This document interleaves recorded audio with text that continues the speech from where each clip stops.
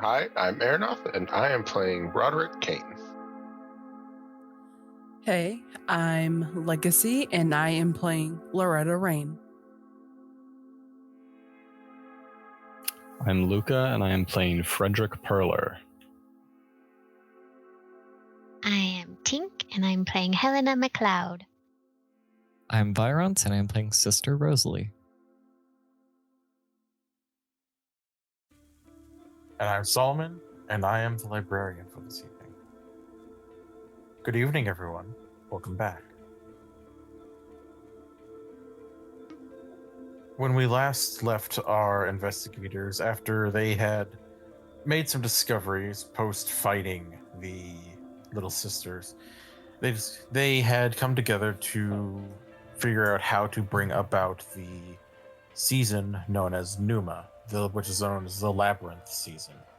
It is a season where things changed, and certain individuals who otherwise are not able to move about the world come into being. One of these individuals is the keeper of a particular key, a very important key, that they will need if they're hoping to seal away the crowned growth before it can reach into this history and begin to corrupt it. They began to make strides, putting together the ink that was required to write the letter itself. And the letter itself will have to be written shortly.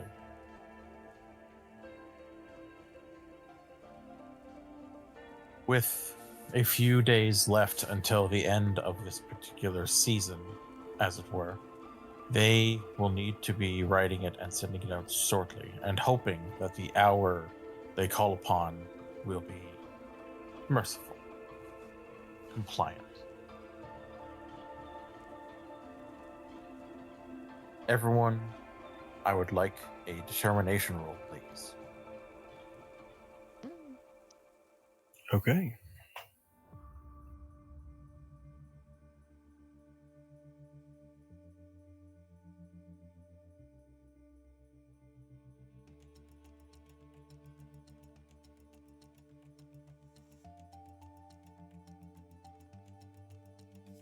That's pretty bad. Not a fantastic roll.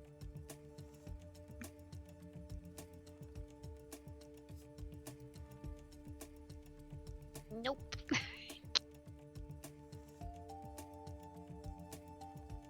Luca, do you have any wish to call upon the power of the tarot?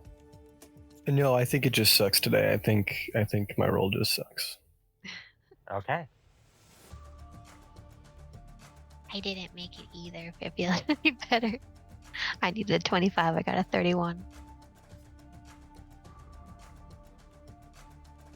Fantastic. So, we are going to begin with Roderick Kane. As one who gets up fairly early anyway, given his profession and just his usual keeping to his schedule, you are up and about for the day.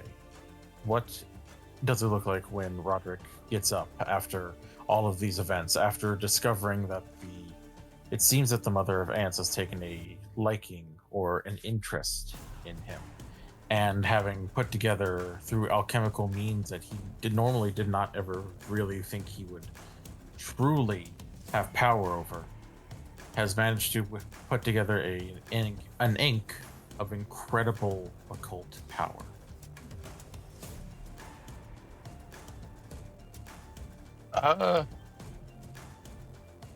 He'd most likely take a minute to himself going through the normal ritual,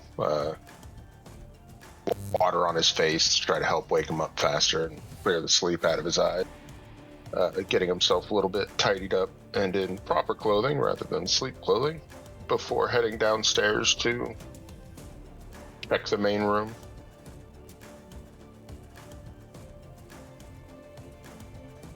Heading downstairs, you find that the main room where you all tend to meet in the morning, the dining room, is open. It has several things put together. There are cups of various teas. coffee and cocoa. There is the usual spread for the morning, though it seems like the librarian, still recovering from his wounds, has started a little bit late today, as you find him where he is currently bringing in from the kitchen a large tray of freshly made Yorkshire pudding. Oh, good morning, Mr. Kane. Morning. I do apologize. It seems I am running a little bit tardy today. Everything okay? Just had a bit of a rough night.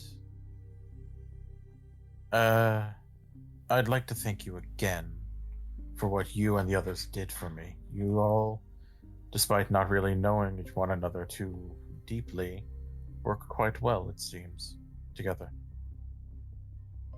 We're definitely fortunate that what we're capable of complements each other. Agreed. And what of you? How did you sleep? I don't remember any dreams, so I think I slept well. Considering dreaming has been a bit more active since coming here. Fair enough. I feel all right. Yeah. You need help setting up? I would appreciate that, thank you. I just have a couple more kettles on the fire. If you could just go ahead and grab those and bring those in, I'd be grateful. And he'll set about helping out. All right. Next, we will go ahead and begin with Sister Rosalie. Given Sister Rosalie's connection to the Church of the Unconquered Sun, I imagine she doesn't wake too late after sunrise. No, she does not. What does it look like for her in the beginning of the day? How she gets herself put together, especially after realizing that so much work is being done, and now she is also she holds within her grasp powerful relics that will be of great use to her church. She is going to put on her habit and go into the chapel and pray. All right. Go ahead and give me a roll of bright arts, if you would.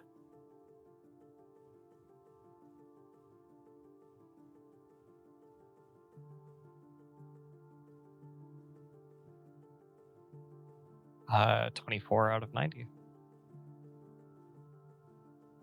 As you begin your prayers and begin reaching out to the unconquered sun, you feel the warmth of the sunlight streaming in through the windows, almost bathing you in its comforting light. You feel as though you are righteous in what you are doing. You know that this is the correct path, that your deity, that the hour, will guide you along to greater things, to your true purpose.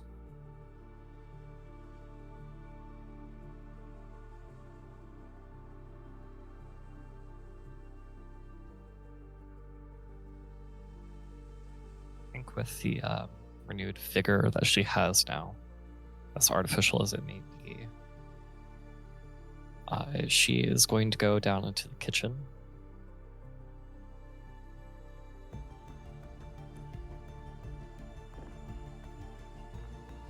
Where you will find both Roderick and the librarian. Good morning to you both. Did you both sleep well? I've been getting better sleep, given the days since the incident. Thank you, sister. I slept all right. How about you? Beautifully. Good dreams? As always, with God.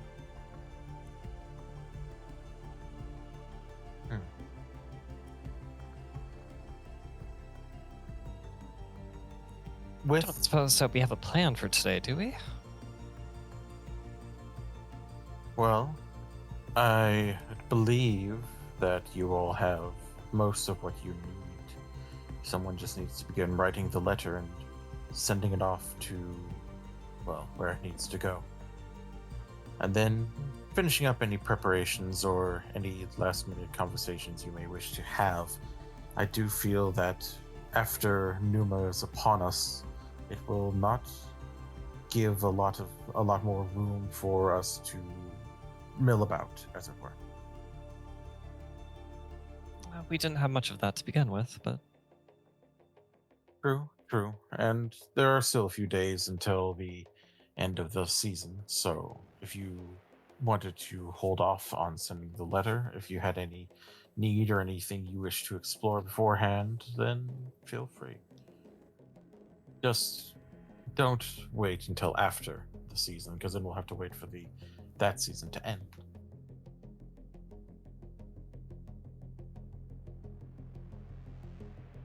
good to know. Good to know. And with that, we are going to go ahead and move on to Loretta. You have slept fairly well. Well, given your rituals and your knowledge of what is out there, you have managed to defend yourself from anything that would be trying to interrupt your sleep, your meditations. What does it look like for Loretta being so close to things possibly coming to a head? Being so close to perhaps some manner of unique relations with those around her. What does it look like for her in the morning?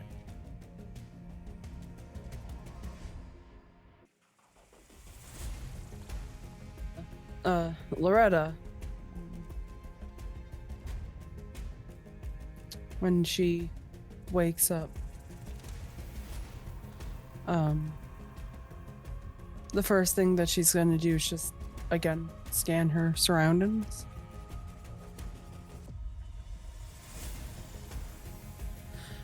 And then she'll roll out of bed and throw on a robe. I think that the first thing that she's going to do is, I know that Roderick and her are gonna have some letters that they have to write soon. So I think what I'm gonna do is I want to get a bit of a clear stance as to who it is that we're writing these letters to. I want to do a little bit of research to kind of jumpstart my morning, so I have information to bring to the party when it comes time for us to settle in and basically ask for help. All right. So you're going to head down to the library itself as opposed to heading to breakfast first. I'll pop in, get a quick cup of coffee, say good morning to those who might already be awake before I head to the library. Yes. Okay.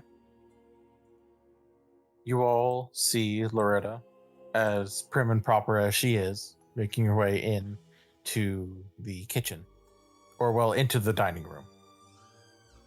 She seems a bit hurried.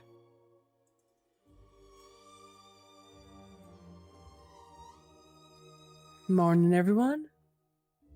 Good morning. Good morning. Good morning, Miss Rain.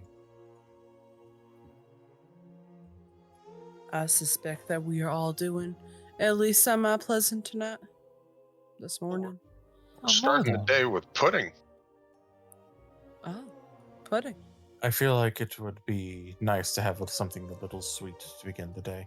After all, we've been quite busy as of late. And I would also like to formally, for the Hush House and my employers, apologize for, well, bringing you in at a very rough time. It was not our intention to put you to work, as it were. That might not have been your intention, and that is completely fine. But unfortunately for some of us, the clock never stops. It is how they say, water off a duck's back, so to say. No worries. But I was about to just pop into the library for a little bit, see if we can maybe do some research, get an idea as to how to best phrase these letters that we need to write, figure out how to maybe scratch the sweet spot, so to say. What better way to do that than in a library that might be able to provide us with infinite knowledge if you know how to ask and where to look. True enough. I will assist you if you'd like me to. I'm afraid that my mind is still a bit clouded with my recovery, but I will aid however I am able. That might be... I will take all of the help that I can possibly get. It's a matter of figuring out first what exactly we need to search for. So, if anybody else would like to join, by all means. Could use all hands on deck for this. I'm good for it.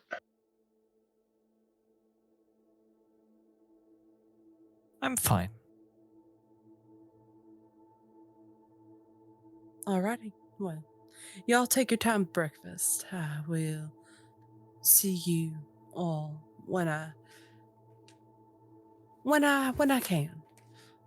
And she's going to just grab a cup of coffee and like a tiny bowl with like a half a scoop of pudding, and rush off to the library.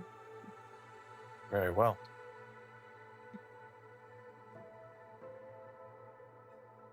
Miss McLeod. Uh-oh. Yes? You open your eyes and you are not in your room. Oh, no. You stand in a large, dark, open field.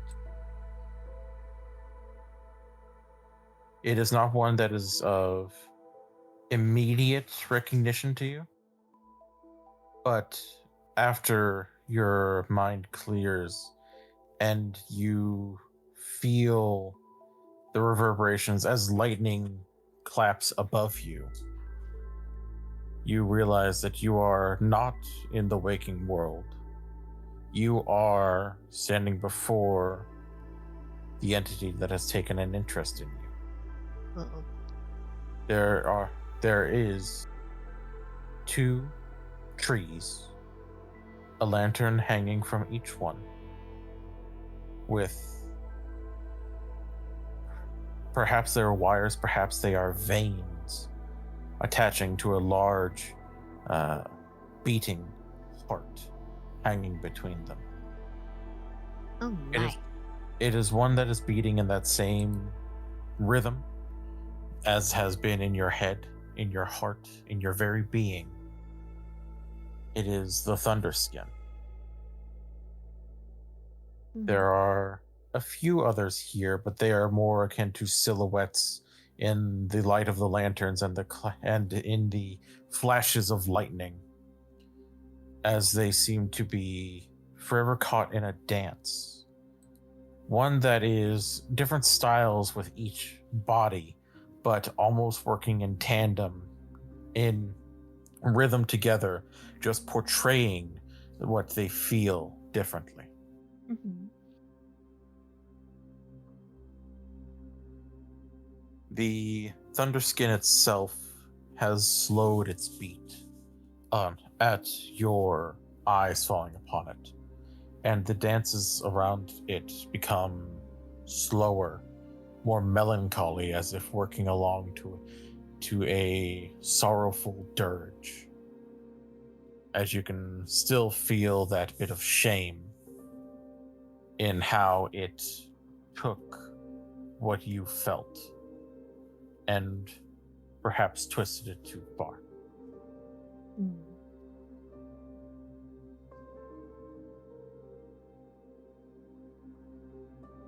You know from your own little bit of research that the Thunderskin reacts to sound and movement, to a preservation of the self and one's feelings. You feel as though perhaps a dance to show your feeling towards it would be more apt than any words. Oh. Let me double check something right quick. Take your time.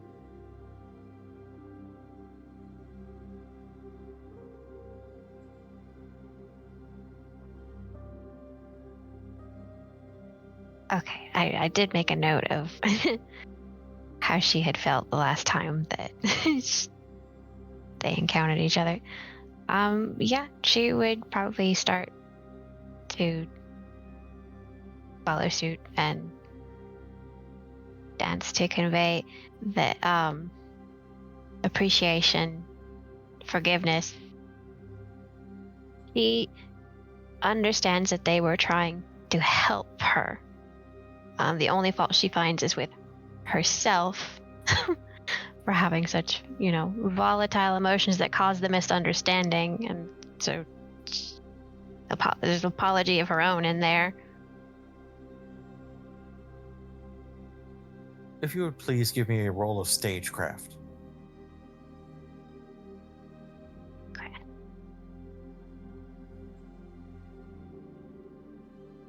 There it is. Okay.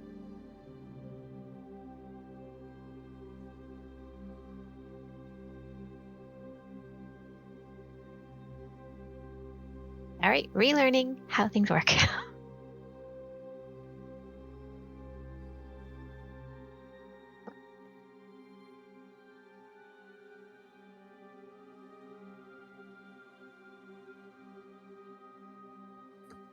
Good, I think.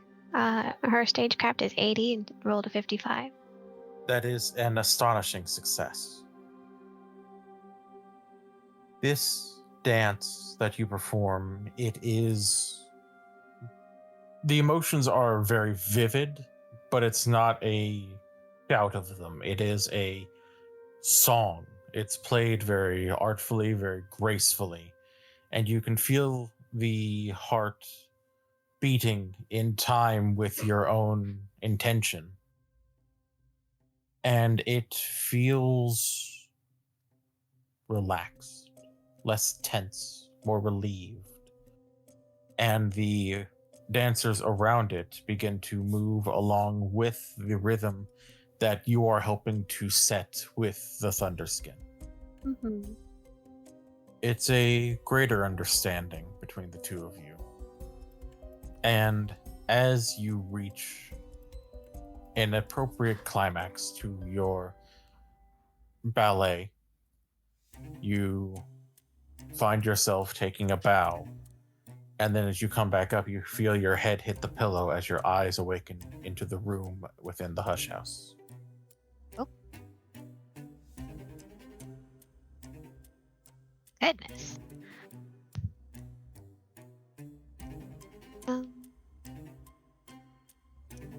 Well,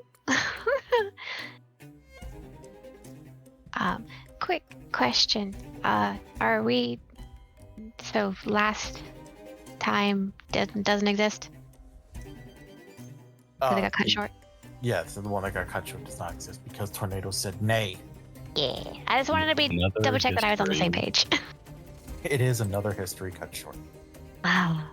But yes, so yes, she will just do her best to, get dressed and ready, but this time for once she's just leaving her hair down. She's brushing it, she's not gonna be a rumpled mess, just like a little more free, as it were.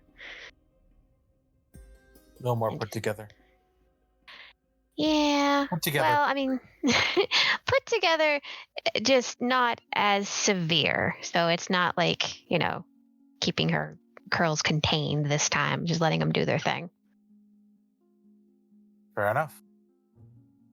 That's a lot of hair. And Anyway. you are quite easily able to begin making your way down to the dining room, where you will find Sister Rosalie and Mr. Roderick, as well as the librarian, who seems to be just finishing up his own cup of tea at the moment. She'll just go downstairs and take a seat. Good morning, dear. How are you feeling? I'm all right. Thank you. How are you? Doing all right. We're having pudding. Oh. For breakfast? Indeed. Oh. I might wait a bit. Is everyone else doing all right? I'm Doing pretty well. Thank you. Glad to hear it. Does anyone need anything to drink?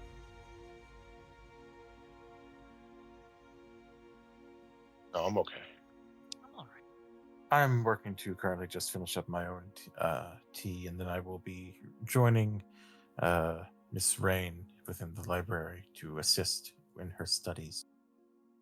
She wants to work to basically find the most that she can about what you all are preparing to do, summoning the labyrinth season in order to converse with the keeper of the key that you will need.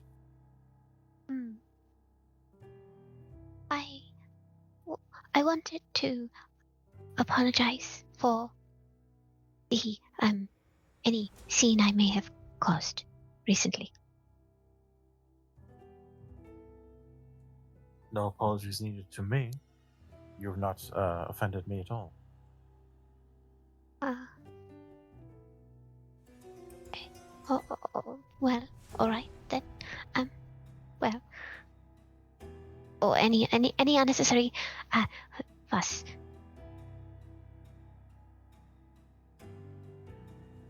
Again, personally, I think you're quite all right, but I don't know what you might have done or said to the others.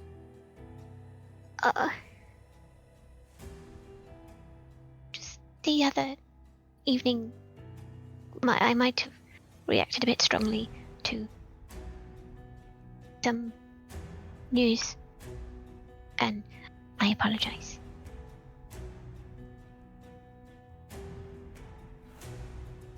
Oh, do you mean fainting? No, you're fine. Yes, that. I'm so sorry. That was Dear, embarrassing. Hey, no. Nothing to be embarrassed about. It happened. Thank you. You're all very kind and patient.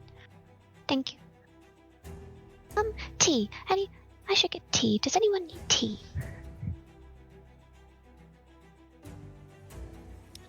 No, Sure. I'm fine. And as Helena gets the tea for Mr. Kane, we finally come to Mr. Perler, who finds himself with his eyes opening, and he is in a void. It is a place that is still and cold, but it's warming.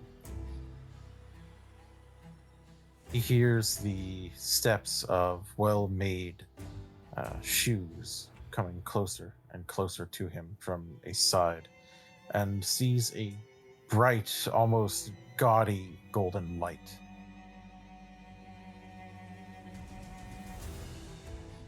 Until he sees the yellow pinstripe suit and short pencil mustache of Mr. Lapadon.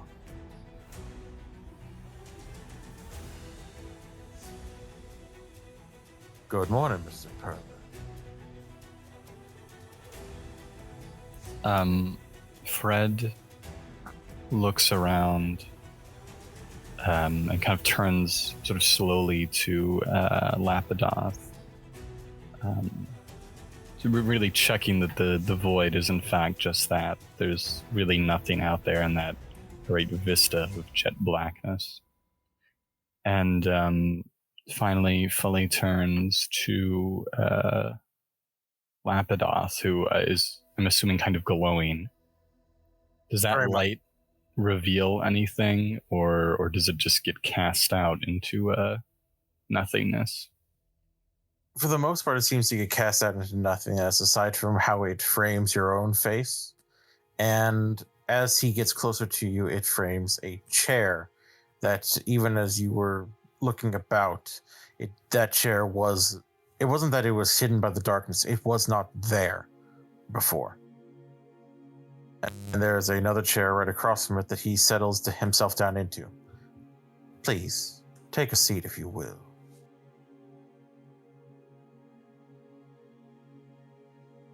Okay.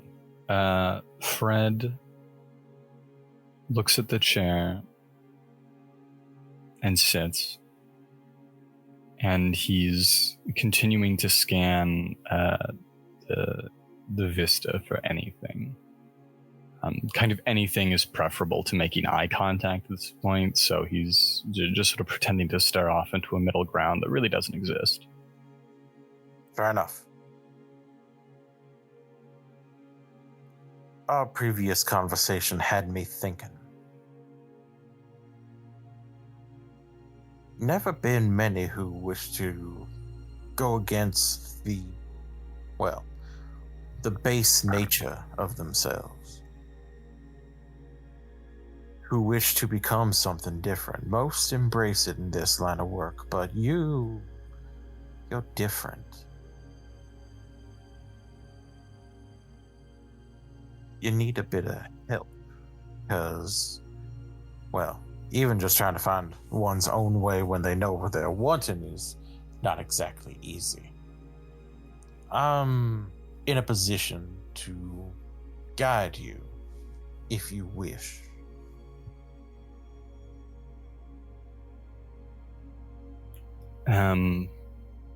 Fred considers the prompt for a moment. And kind of chuckles at the idea of defying one's base nature. And if this is a situation where people can hear thoughts, which I would assume probably is out here in the Mansus, or, the empty darkness of the void, really wherever the hell we are,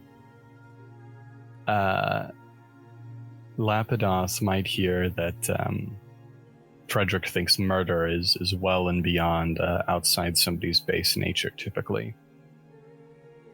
But with that sort of snarky thought or comment or consideration, he'll make full eye contact with the glowing, impossible figure and ask, "Guidance, and what sort of guidance do you recommend exactly?"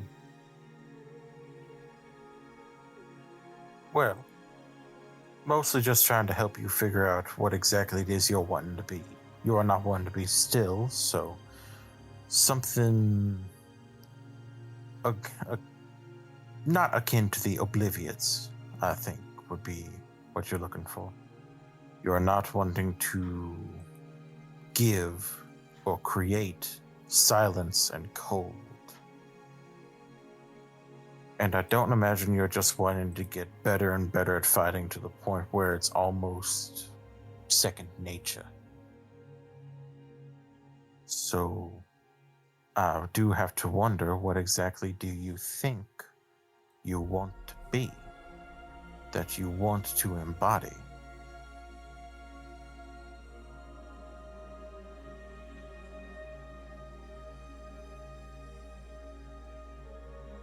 He's silent for a moment, and he considers the question.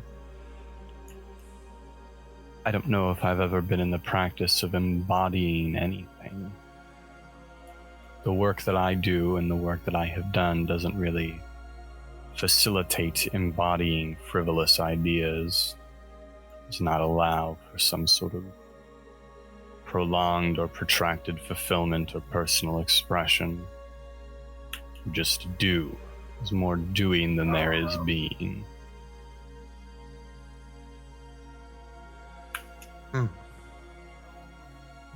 And in this doing, do you think that there is room for experiencing? At the end of the day, that is all I do, and I experience whether I like it or not. Perhaps there's room for I call them sensationalists within you yet. Those that work to create a perfect form and experience so much with it. To leave the old form behind at some point and just enjoy an experience with newer and newer perfection, as he brings his fingers up to do air quotes.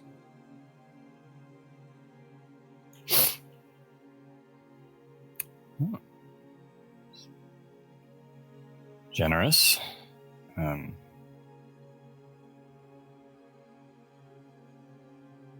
I think if I were to pursue all of this, if I were to really grit my teeth down and make happen what needs be happen to become something different, I'd only ever really be doing it because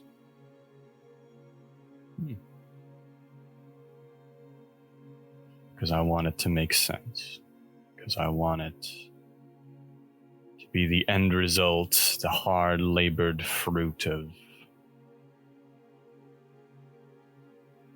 the experience I was telling you about.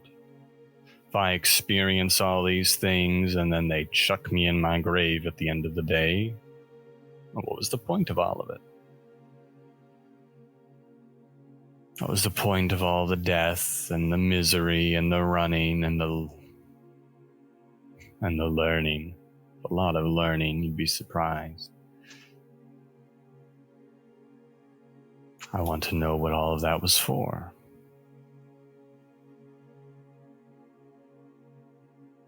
I think that the sensationalist path is one that you would enjoy then.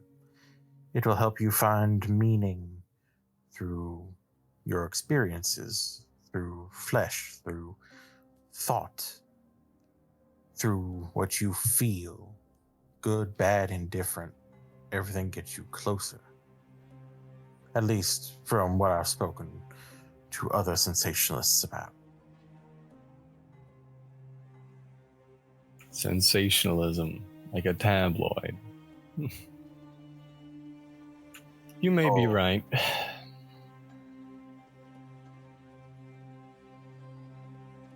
Maybe. And of course, if I'm not, you got plenty of room to maneuver until you give yourself truly to one path. You got places you can go with this. You got ways you can go with this.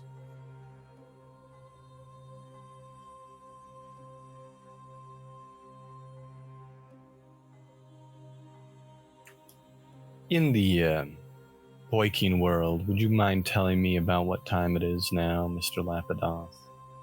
I believe right now it is getting right on about 7:15 in the morning.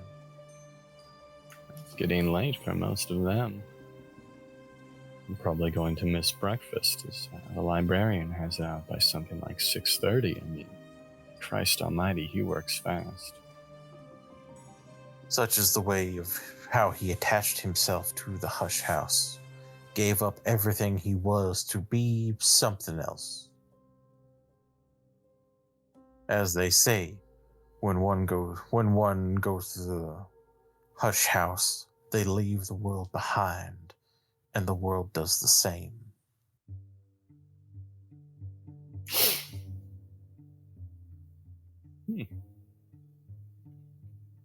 For now, just for the morning, I'm gonna have to leave you behind, and I'm going to have to attend breakfast. We can't all be, he sort of vaguely gestures to the glowing form. We can't all be like that. The rest of us do have to eat something. Food. It's been a long time since I had to worry about such things. Lacking a physical body will do that, but do go. Enjoy yourself. And again, you know how to call me if you need me. Just be seen about that. And I would assume thereafter, with nothing else to say, that light in the dark flickers out. And as you stand up, you find yourself once again in your bed, looking up at the ceiling as your eyes have opened.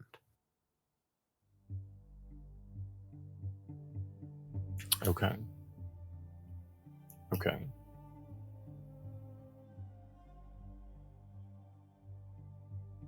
Fred looks around his room at his handful of possessions, and he kind of considers them for a second, and he considers the way they reflect on his life.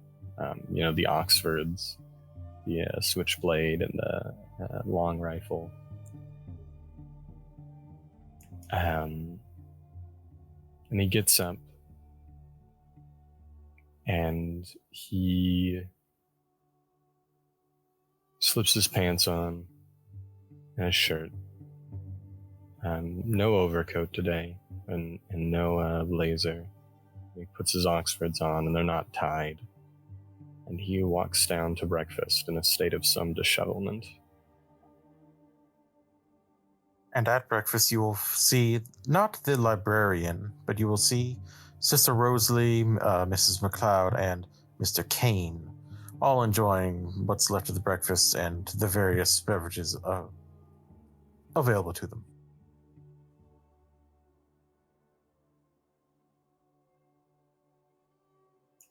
Okay,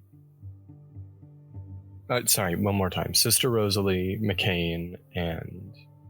Sister Rosalie, Mrs. McLeod. McCain, oh my god.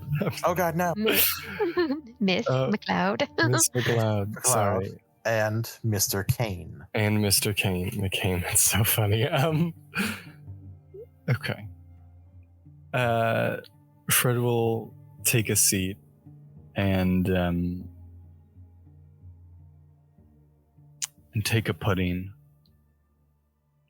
And I think after that interaction, I don't think he has anything to say to anybody. I think he's in his own head.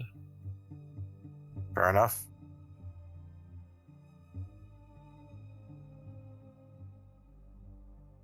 You all do just see Mr. Perler just come in, disheveled, kind of a longer look in his eye as he just seems to sit down, grab a pudding, and just start munching away quietly.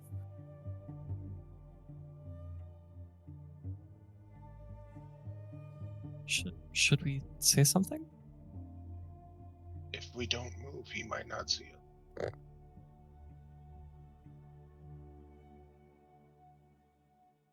And then Roderick will clear his throat. Good morning. You sleep all right?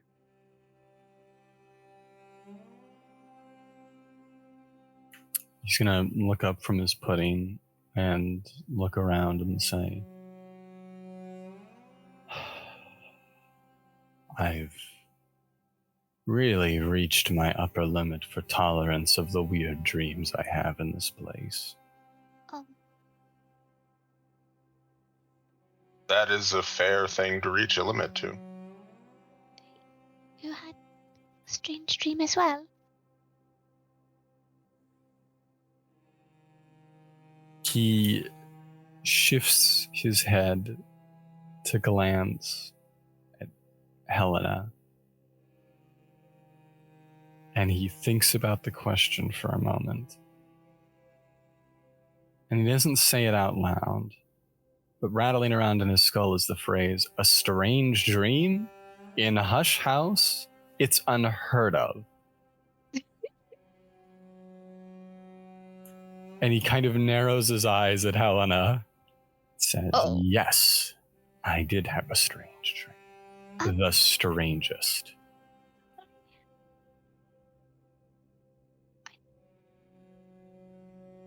I didn't mean to say something to.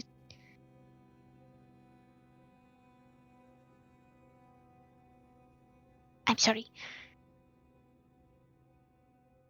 And with that snide outburst, he returns to his pudding.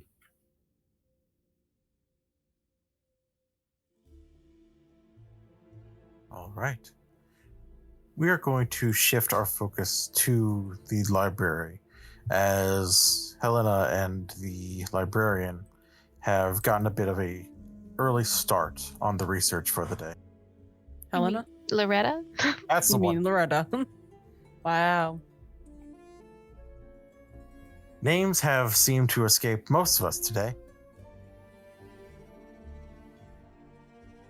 But Loretta and the librarian have begun pulling up various books, ones that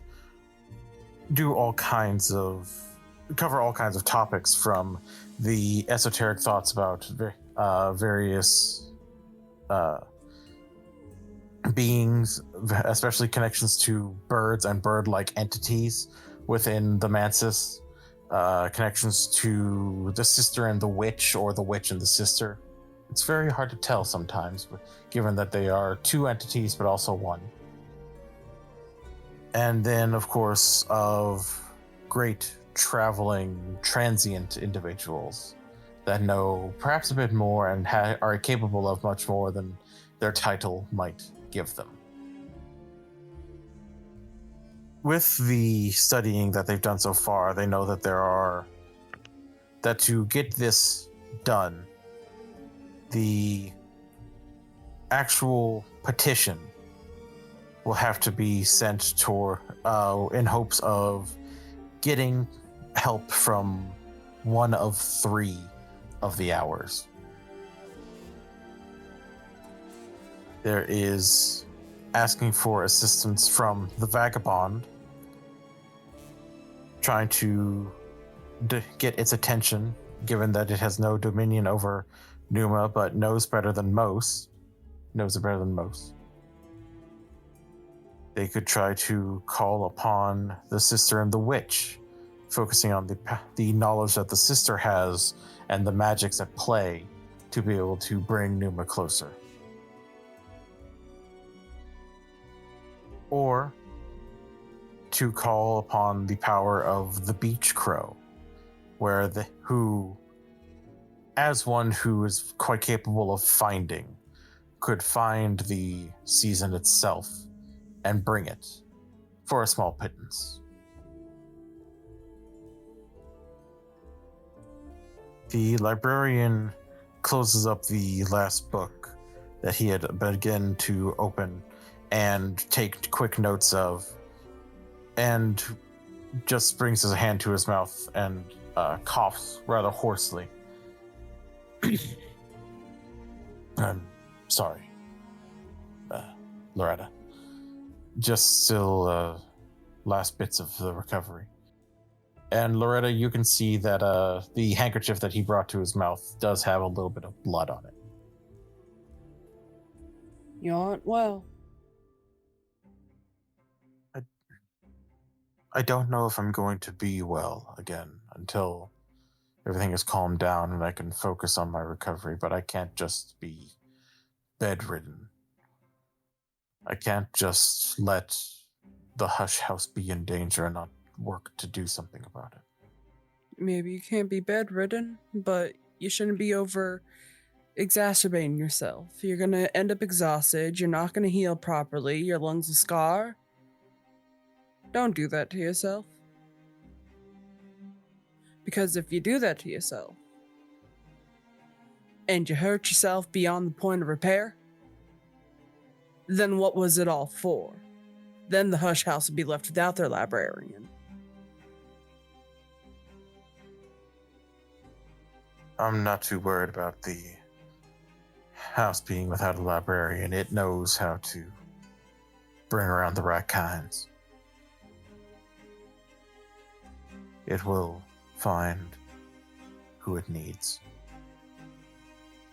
And right now, it needs you. Therefore, you need to calm down. I know that's a lot to ask, but you're coughing up blood like somebody with tuberculosis.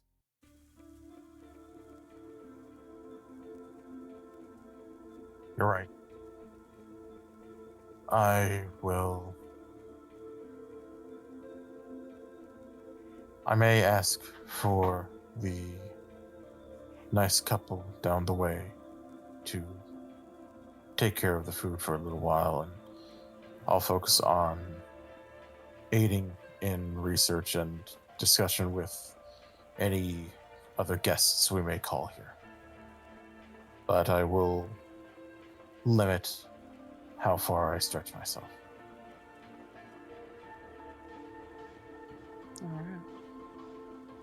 I'm holding you to that, you know. I know. Good. Plus,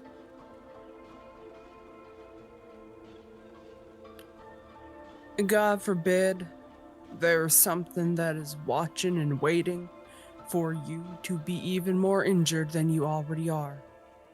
You need to be ready to kind of pop up and spring up, and you're not going to do that when you're running around this house like a chicken with its head cut off. Therefore, I am expressing my authority over you, which is absolutely none, to tell you that I demand that you take a step back and focus on recentering yourself and getting better. Or so help me, whatever entity is out there that is watching you, it might have your head and then mine.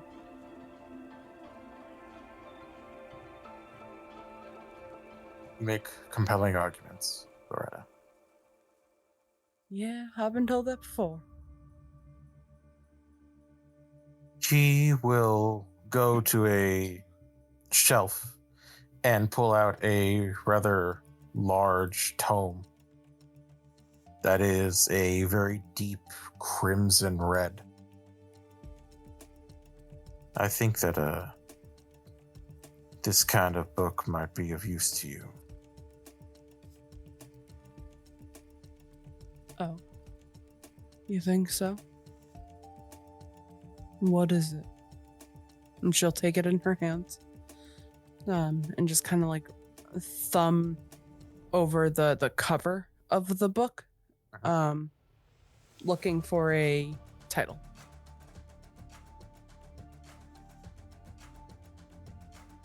As you look over it, you can feel the power within it.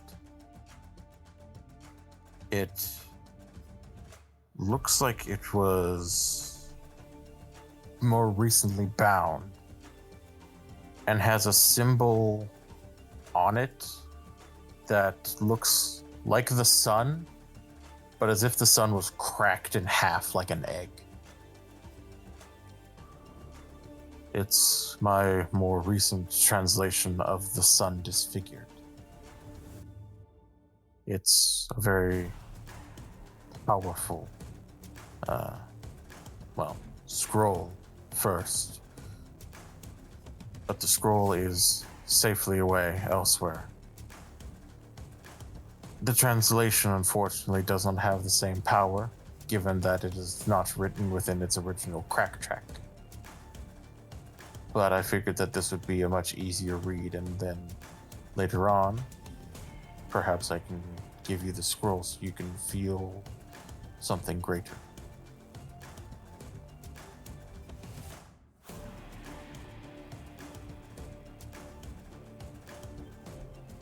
Oh. This is quite a lot. And she thumbs the pages while the book is still closed. And then just kind of tilts the book and opens the front cover.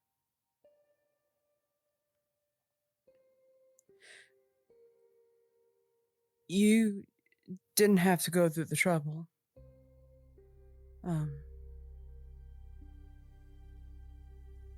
I appreciate it. I'm not sure how much more of a help I can possibly be to aiding whatever it is that is,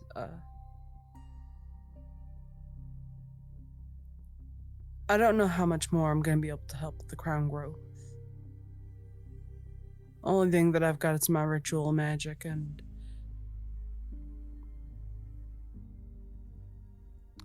there's a lot of key aspects that are being pulled.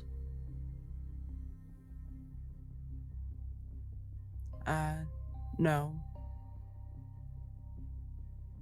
that there's a lot resting on this group.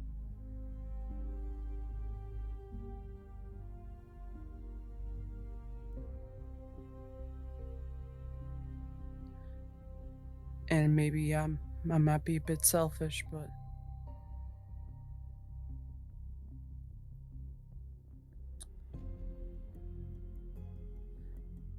I used to do whatever it took to get the upper hand on somebody.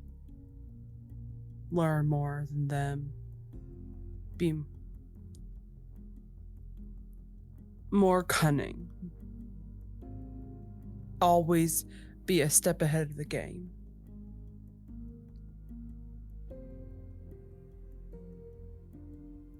It's nice to finally know someone who's able to kind of meet me up at the level that I'm supposed to be at, that I want to be at.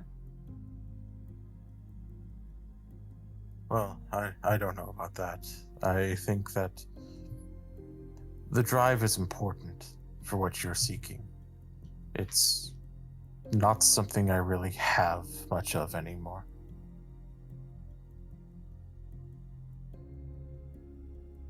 You do. Everybody does. It's whether or not they're willing to admit that they need to open themselves up more.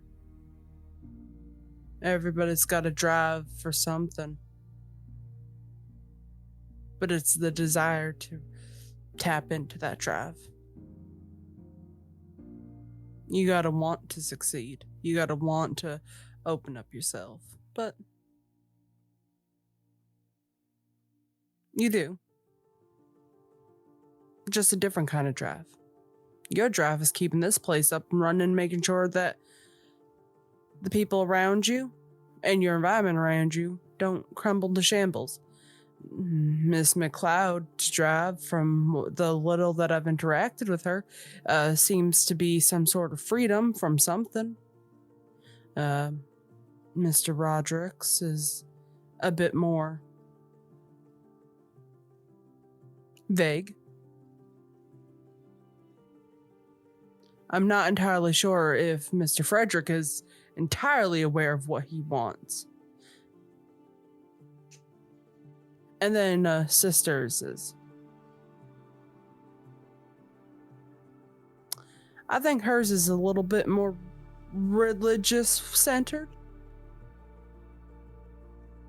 Maybe a bit more selfish than she's willing to admit. But everybody's got a drive and everybody's got a motive. So, to say that you are without is a little bullshit.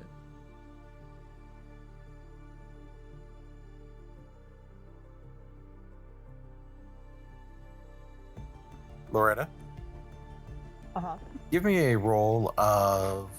I will let you decide what skill you think is most appropriate.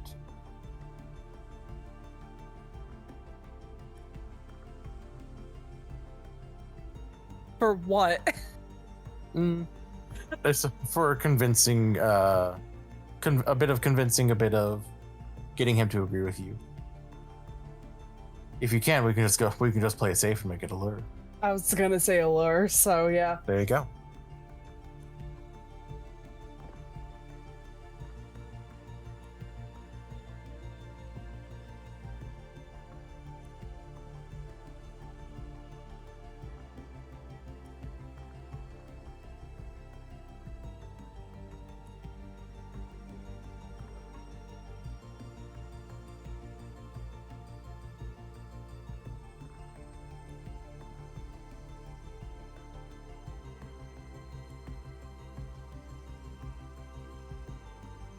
15. He looks at you, Loretta, and there's this softness in his gaze. The smile that he usually has is less placating and more genuine, more warm. And he looks to his book that he passed to you and then pulls the glasses off of his face to begin wiping at them with a cloth. It's been some time since I've met anyone who was able to weave words like that. I definitely think that book and most others here are definitely suiting to you.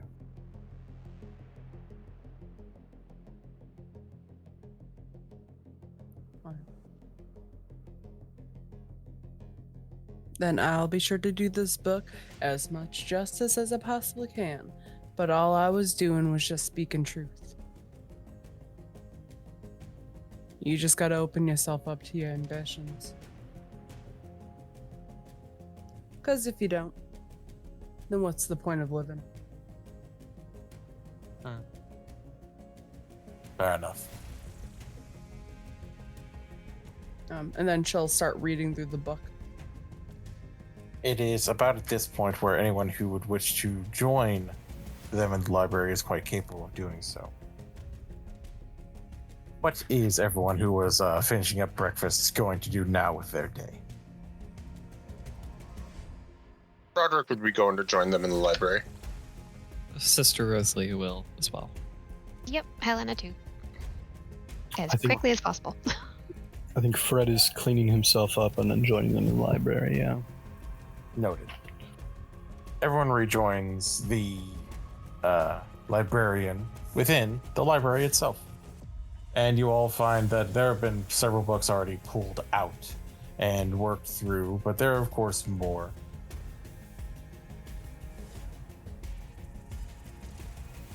Welcome. I think it would be best if Miss Loretta take the lead with this. I think it best if I play a more auxiliary role, given I'm still recovering. Yes, and I'll go sit. She eyes him like the side eye. And he will The bombastic side eye. he will smile and move to take a seat in a very comfortable looking lounger. All right, everybody. The facilitator. Can I just get a quick recap of all that we managed to find? Yes, you found out that the petition for Numa, the actual petition to bring about the season, to get access to the person who has the key, to actually make it happen, you need to basically call on one of 3 hours that actually know the season fairly well. There's the vagabond who might be able to lead the season to your world. There's the witch and sister who might be able to bring the season by calling upon it with ritual and magic and its own power. Or the beach crow who can find the season and then bring it about with a bit of a pittance. Well, so we got a couple of options as we get ready to write these letters. And we have enough ink for how many?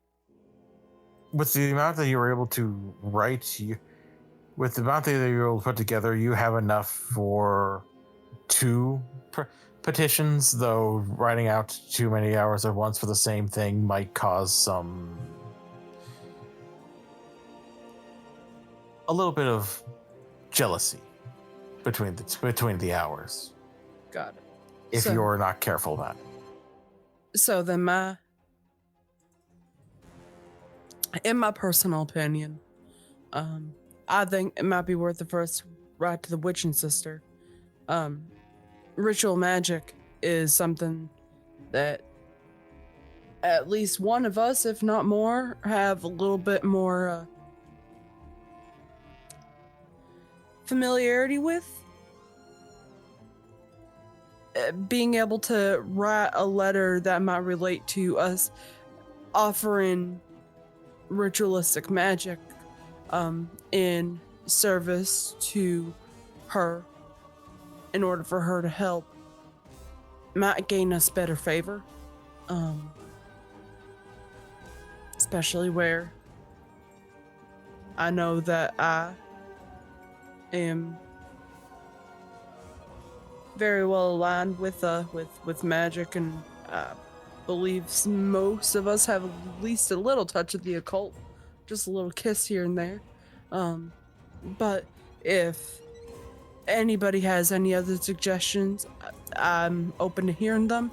I don't think that we should send out too many of these letters at the same time. If we do, other hours might get pissy that we're trying to recruit help from a couple different sides.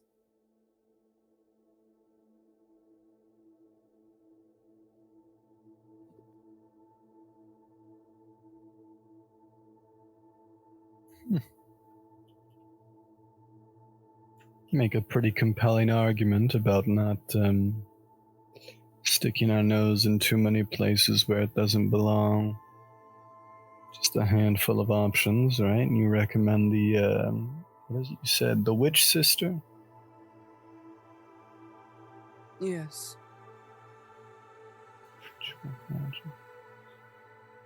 He leans back where he's sitting and he sort of pinches his eyes, or the bridge of his nose, right? And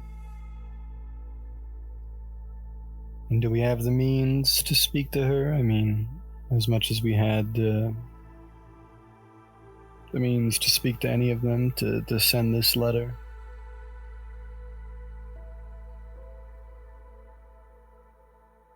We've got ink and there's text on how we can best appeal to her.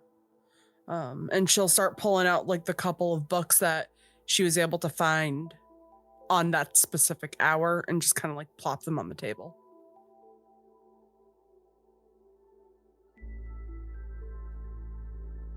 So if we all do a little bit of reading and we draft this letter, I believe that the one who is better able to draft this is Roderick.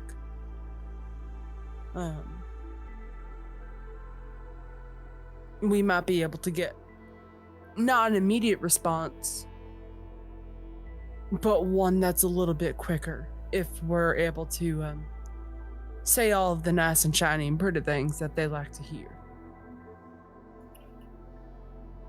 Doesn't it seem like the ideal return address for this is the librarian and writer as well?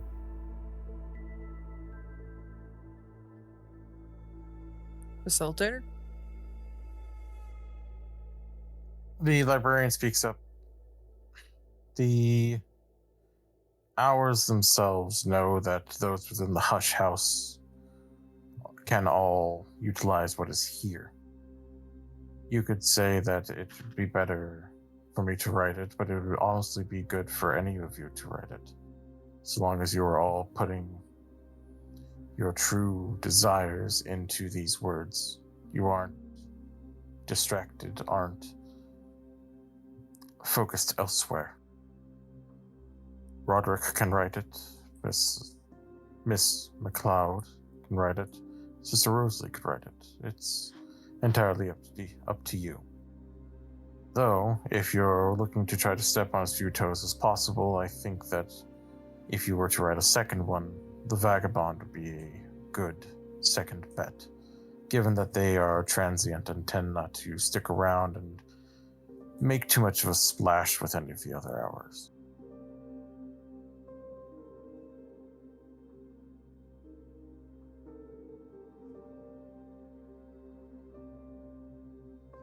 But yes, the return address would be the Hush House. Well, that it seems like we've got our work cut out for us. it's all the same to you, I don't think I'll have any hand in writing the letters. There's something about being distracted. I haven't slept well in a few days now, actually. I don't think I'm the best candidate.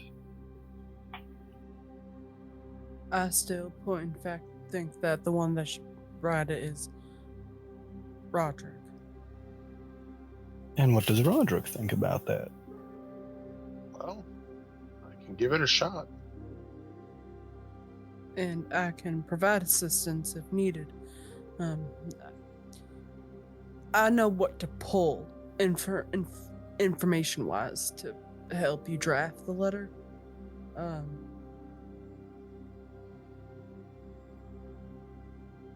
And if anybody else would like to help, here are the stack of books on the sister.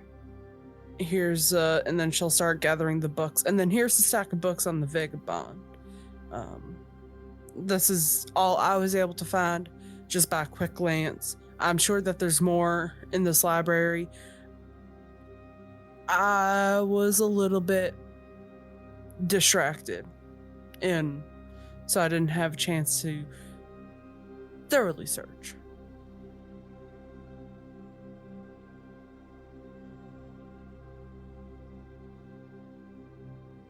All right.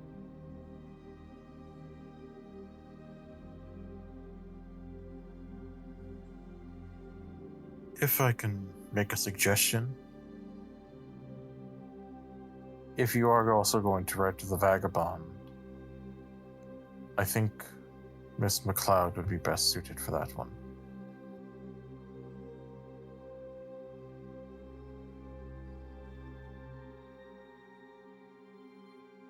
And he will look at Helena. Oh. I'm sorry, I was a bit, what do you need from me? Oh, I was just saying that if we are going to be writing two of these, one to 1 hour and another to a second, I would suggest you to be the one to write to the vagabond. Me? Yes. I feel that you might have a bit more in common with them than you'd expect. She is a wanderer, someone who doesn't really have much dominion anywhere, but a curiosity and an openness that you could probably play up to. Oh.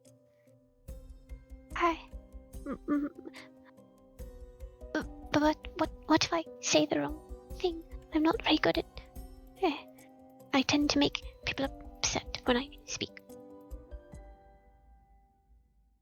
Just calm. I think that, if anything, the vagabond might find it endearing. You are quite more capable than you would originally think, Miss McLeod. If that is what everyone wants me to do, I will try.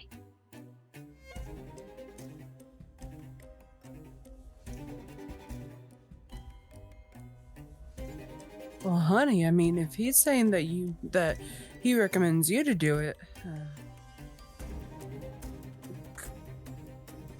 the librarian seems to know what he's talking about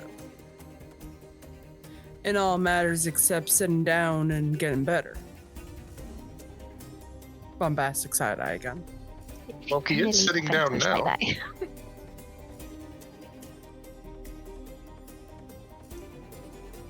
Bombastic side eye to Roderick too. I simply don't want to let anyone down, but I will do my best.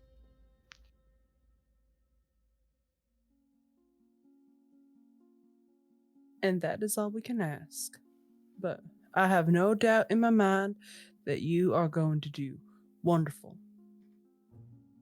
And if you need a researcher, I offer my services to you as well.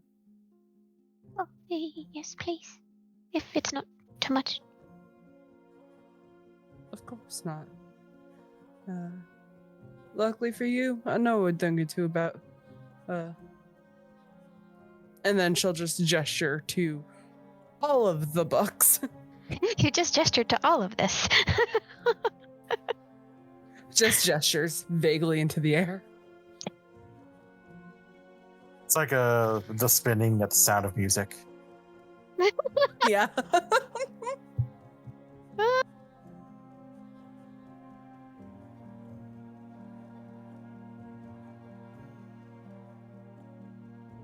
Okay. Who do you want me to write to?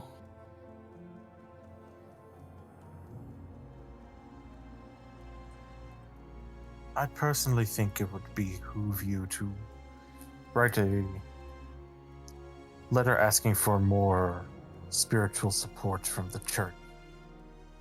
Yeah, while these two may be able to call upon the hours, I do think that a bit more aid coming from the church through their prayers and their own rituals would be not unwise to have.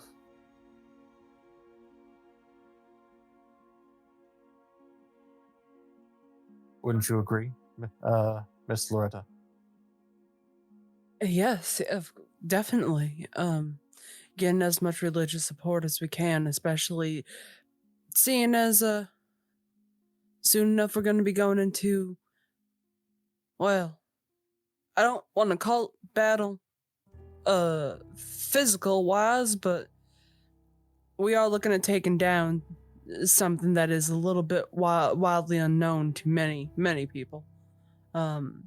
Religious support and guidance in any capacity might do us all a little bit of good. And if you've got any in with the church on this island, you might be the one that'd be able to properly guide us.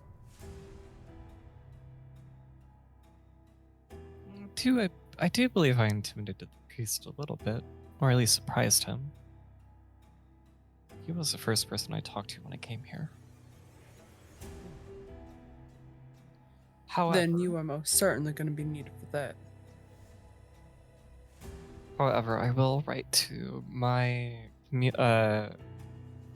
church back in England. Very well.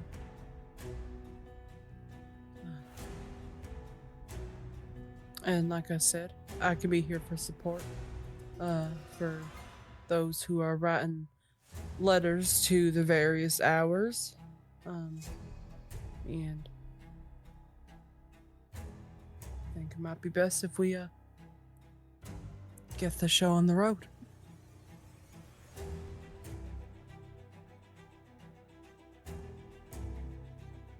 Right.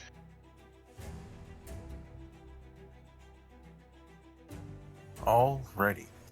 I'm going to ask for a few tests. From Roderick, I would like you to give me a roll of night arts, if you would. And I will give you one level of advantage, so you'll be at a +10. Okie dokie. From Helena, I will leave the choice of skill that you utilize up to you. How do you think Helena would work to appeal to the vagabond, a transient entity that wishes to explore constantly, to never really stop at one place, but constantly willing to move? I have no idea. I mean, I've got widely read. I don't know if that'll help at all. That could, of course, that could work, utilizing what you know from the various subjects you've read and the various little books that you've read. Given the occult shop that your grandmother owned, it's very likely you have seen the vagabond mentioned, at least in passing, in some of the various books there. Mm-hmm. So widely read is definitely a viable option. The only thing I can think of. And then I will also ask Sister Rosalie for a roll of bright arts. All right.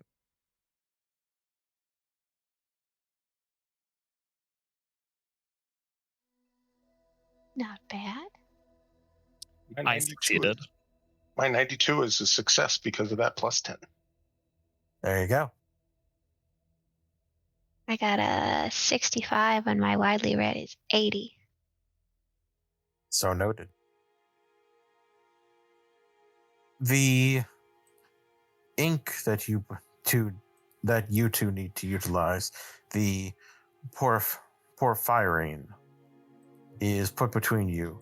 It's an odd, bright, almost in more modern terms, almost a neon sort of hot pink or red. And as you dip your pens into them, it's almost like you're dipping them into, it's not blood, but it's definitely thicker than most inks. And beginning to write out on the papers that you have at hand. The words just seem to flow from your hands. The back of your hand, Roderick, almost feels caressed, held, guided a bit by a series of larger hands, like 2 or 3 that come to hold your hand and play along with it. The something in your very essence, Helena, seems to give you a rhythm with which to write to. Mm-hmm.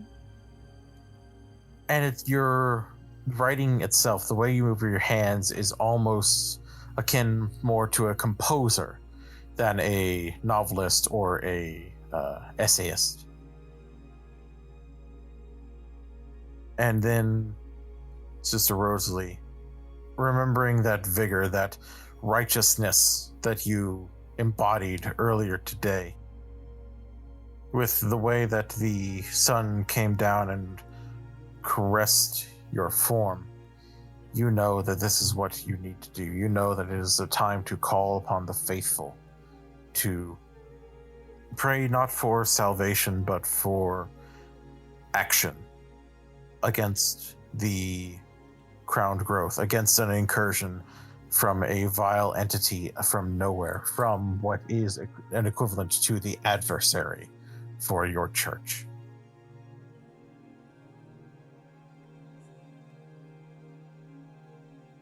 Your letter is the first done, and it is something you are proud of. It is a well-written call to the faithful.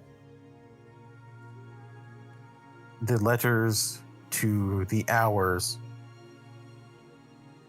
come by a little bit later.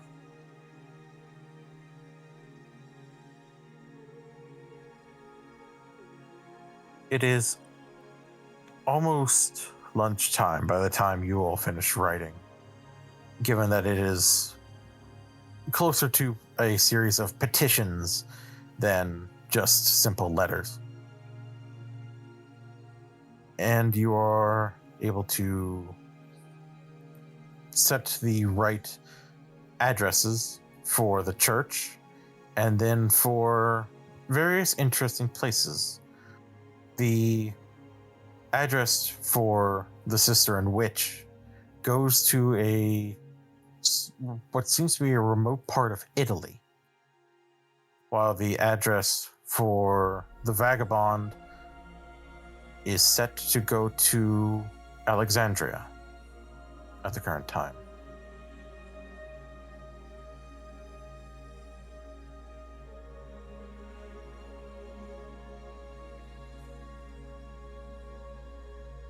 And with the addresses made, postage put in place, the librarian stands up and reaches into his jacket, pulling out a 6-pence piece for Sister Rosalie. This should cover the rest of the postage needed for your letter, sister. Thank you. Of course. And then he pulls out two large, round, almost perfectly round, two perfectly round coins with filigree around the edge, and they are a bright, pure gold. And he holds the coins out, one to Roderick and one to Helena. These should be enough for the tally needed to send these letters to who they need to reach. You will not get change back. If they attempt to give you change, refuse it. The postmistress knows what she's doing. All right.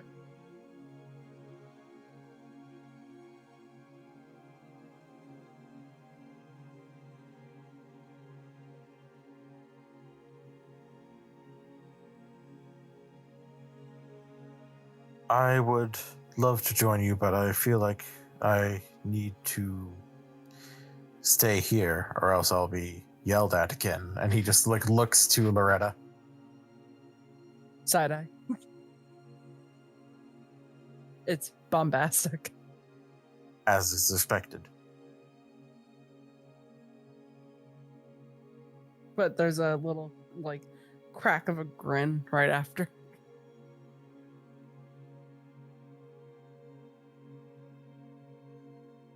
I will be here when you return. It will hopefully not be too long before we hear something back. And until then, if there's anything else I can do to aid you, do not hesitate to ask. Please. Thank you. Of course. And he will head off to take a small siesta. Heading into the postmistress's house is small, cozy. There's a little fire as well as it seems much more like this place is basically just all in one, both post office and house for her. She is an older woman in her late 50s, maybe early 60s.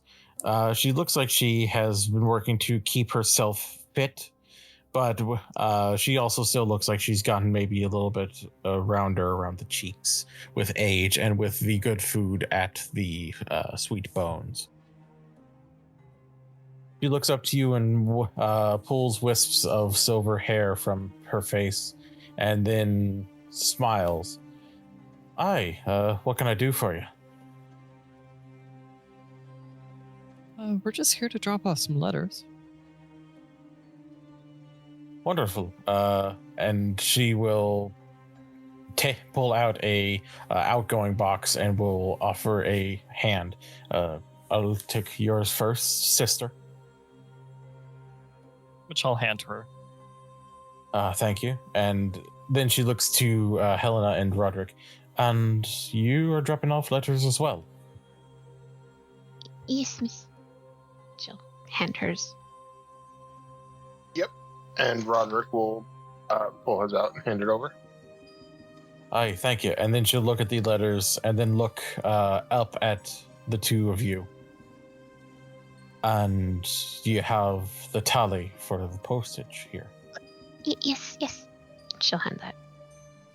I do. And he'll hand over his as well. Aye, and how do you want to change being made out?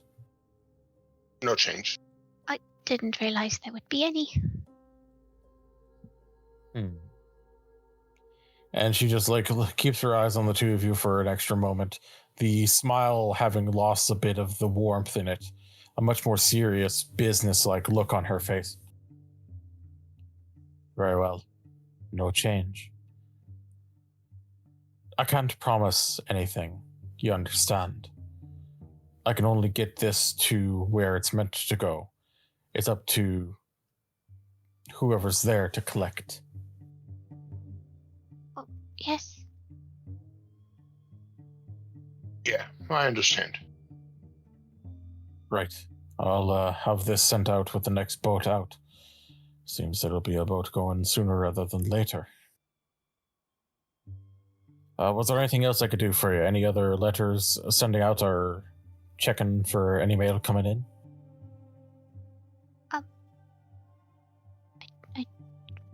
I suppose we could check if there is anything for us. Did we do or say something wrong? No, dear, it's quite alright. It's just, it's not often I get letters like this and postage like this. It's, Unusual. to say the least. The librarian and his type, they come around here with these fancy coins.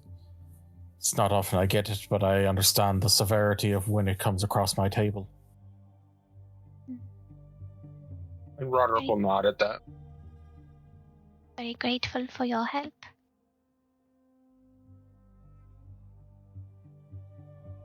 Of course.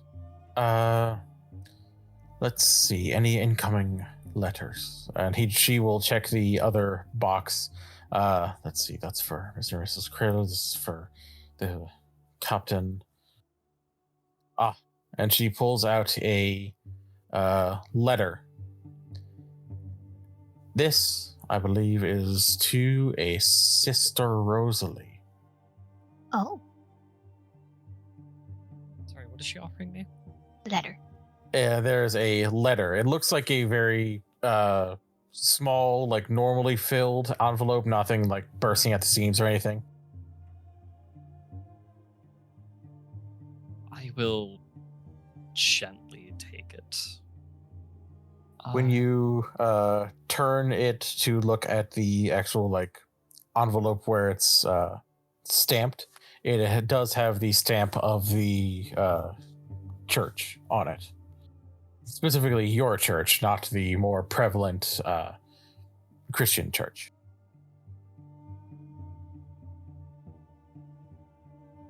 All right. Thank you. Of course. If that'll be all, then I'll go ahead and work to get this sent out. And she begins heading over to a small telegraph station, and will begin basically typing out a message.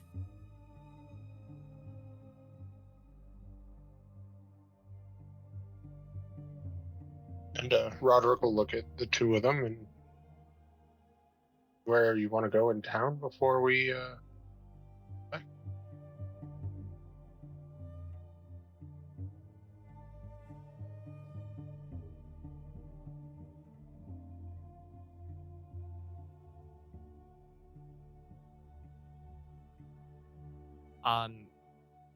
After we get outside the post office, I am going to wander away a little bit to where they can still see me, but it's kind of clear I don't want to be talked to, and I'm going to open up the letter. Fair enough. And we will get to the contents of the letter in a moment. As I have a question. Did anyone else come with you, or was it all just those dropping off letters that went to the postmistress? Did Loretta or Frederick, or Frederick, go to join them? I think Frederick probably hung back for that one. Alrighty. I think Loretta hung back as well. She's got a book she wants to read. Makes sense. While you're reading that book, please a roll of night arts.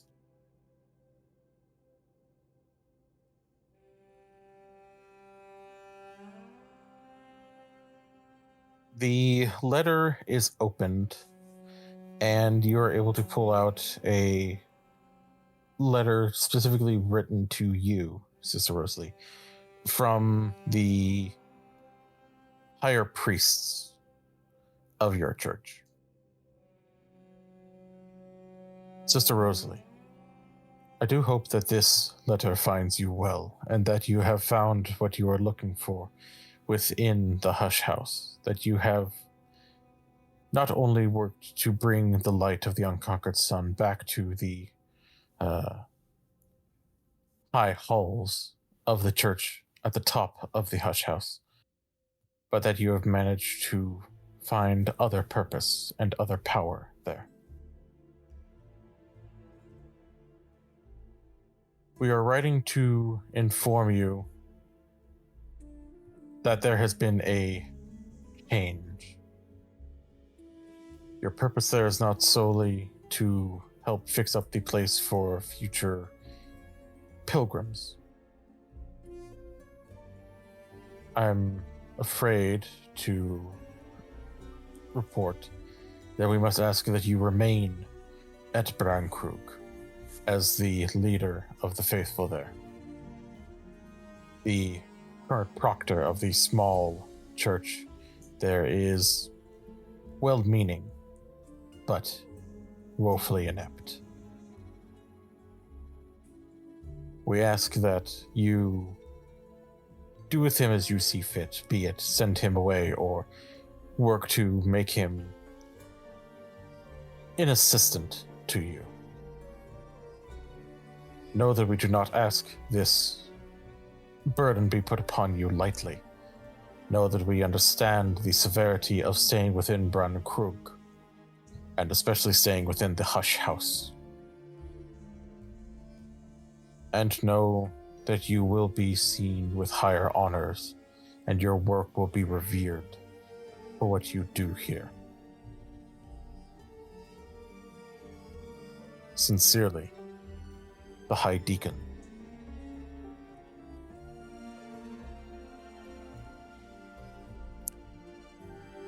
I will have a very sad and depressed word will adopt on her face as she's kind of settled with her responsibility that she wasn't exactly looking for at the time.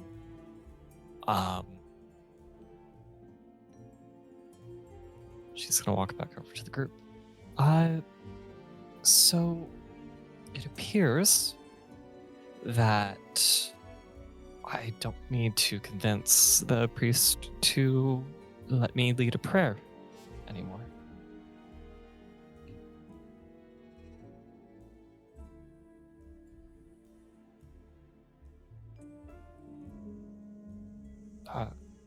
I am now the spiritual leader of the city. Or at least of the island.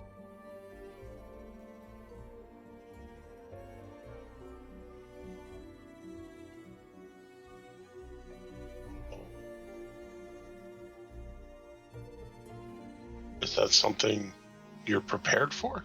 Do you need anything from... I don't think so.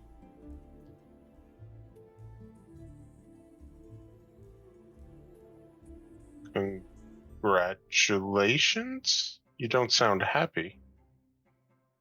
I'm not exactly certain.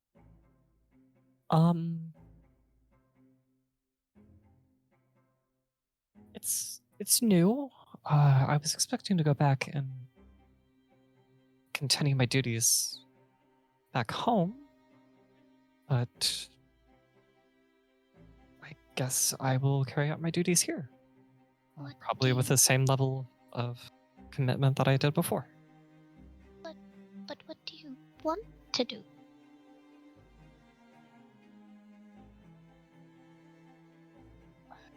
Right now, I want to stop the Crown Grove. I want to save my church. I want to save more prevalent Church of Christianity, and ideally, if I were to ever return back to a normal life, I would like to continue my midwife duties. Well, once we settle what it is we need to do, maybe think a bit more on what it is that you want. Because maybe it might have changed or become more clear. But I believe in you.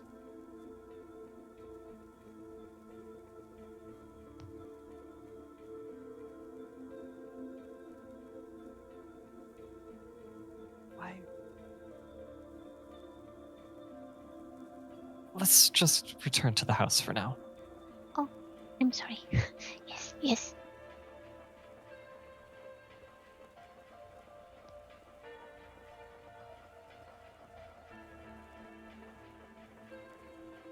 As you head back to the Hush House, you head back in and you can feel the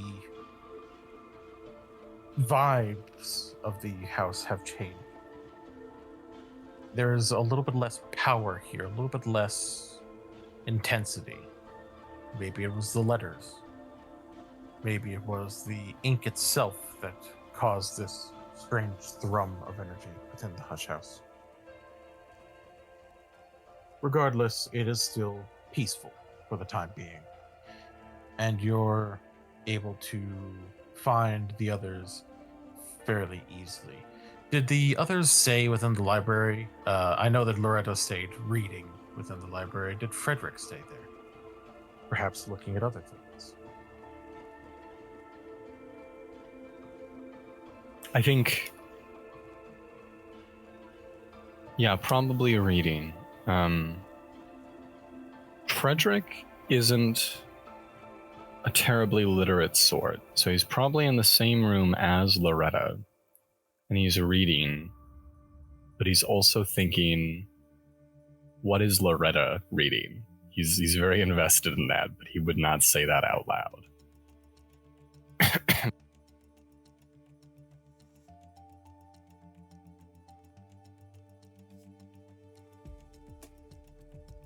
And does Loretta notice this, or is she fully enraptured in the power of the book at her fingertips?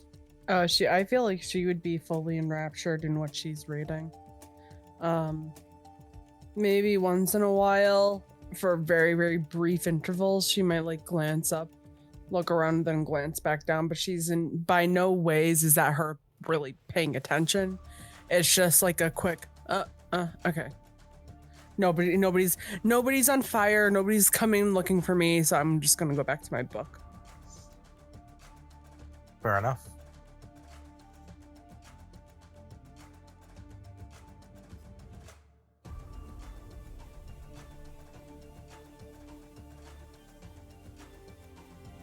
So, you all find them, once again, in the library, reading their various books. Although you also, I think it's fairly easy to see that Frederick is focused a bit on Loretta and what she's reading.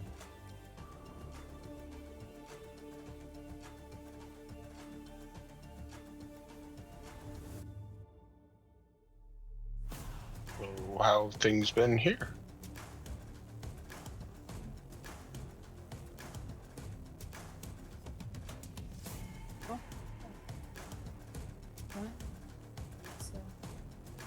It's been good.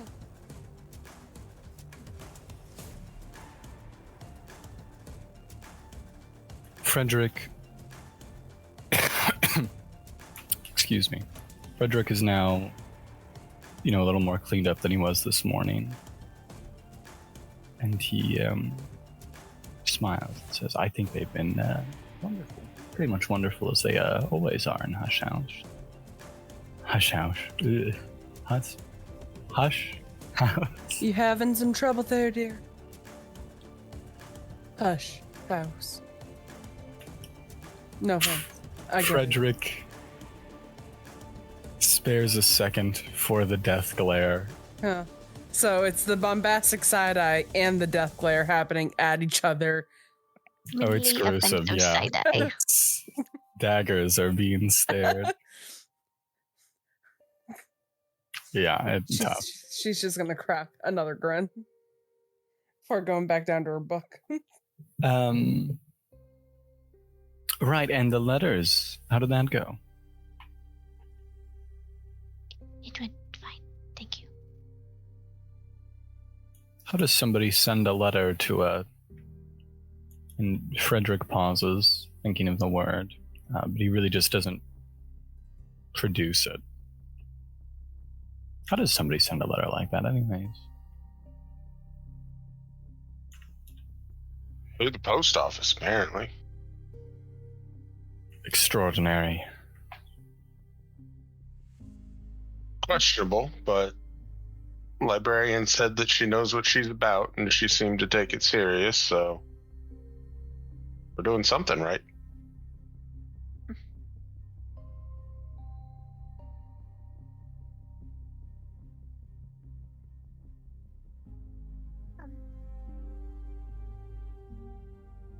Is there anything else that we need to help with, or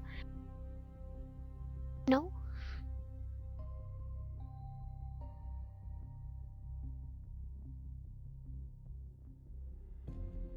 As you all are speaking, Loretta reaches some of the chapters within the final pages of this book.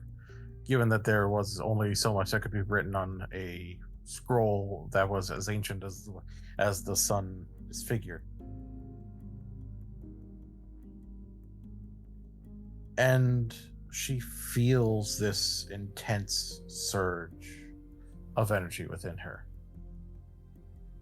It is a unique kind of light, an epiphany that almost feels like a rush of bliss through the system, not just the mind, but the body, from fingertips to head to toe tips.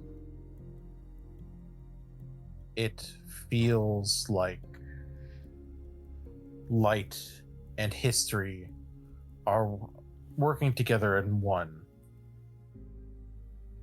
And she knows that there is a weakness within the old plans of the sun that has died and become unto an egg.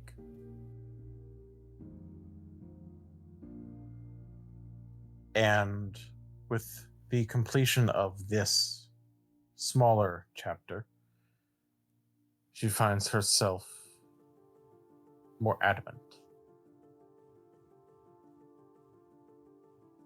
Legacy, if you would please increase Loretta's determination by 5. Sure thing. She's feeling awfully determined right now, everybody.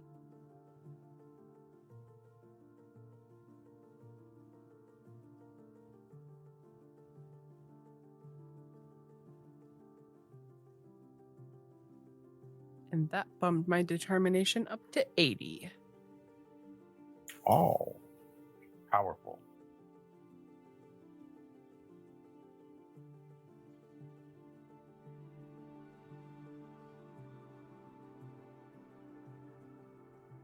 Well,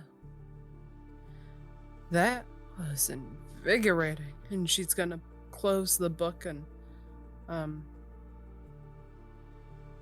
just keep it tucked under her arm, almost as if she's like guarding it with her life.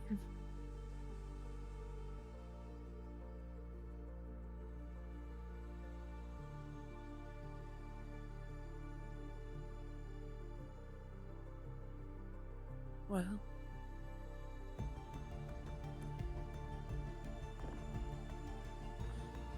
I guess all we do now is just wait for a response. Hopefully, if we're lucky. We won't have to wait that long for one of them.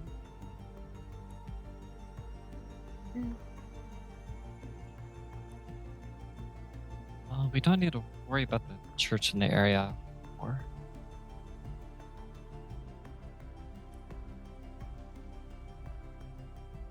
Oh no.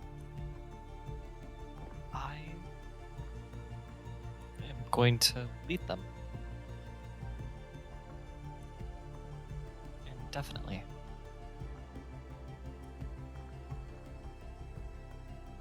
Well, if that ain't something else. Congratulations. Do we call you sister still? Yes. Then congratulations, sister Rosalie.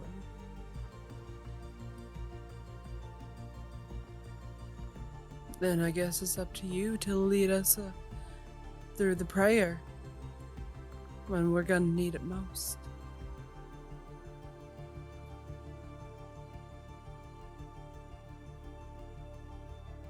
She looks nervous when you say that. I'll give her hand a squeeze.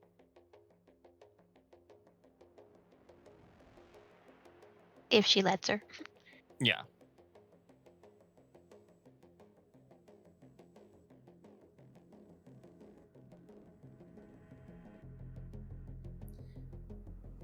There ain't nothing to be scared of. Fear only sets a person back. They see something in you. They wouldn't let you lead if you didn't have something.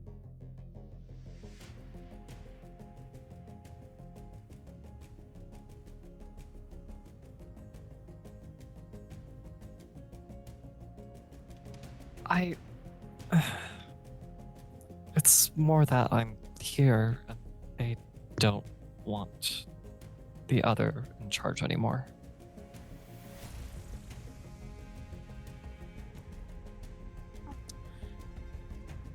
Loretta kind of not rolls her eyes, but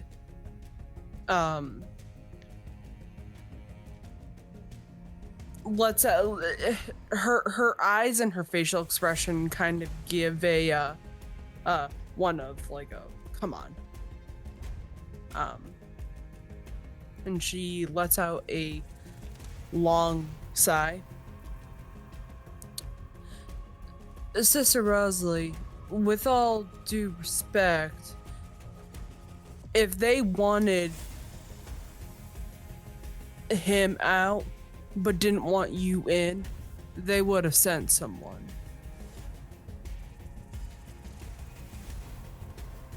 That's a fair assessment. Don't undersell yourself. Especially because women getting higher positions in many religions is unheard of.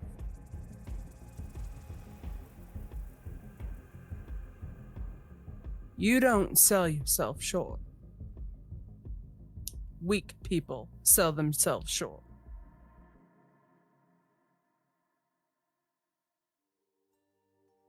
And you, by no means, are a weak woman.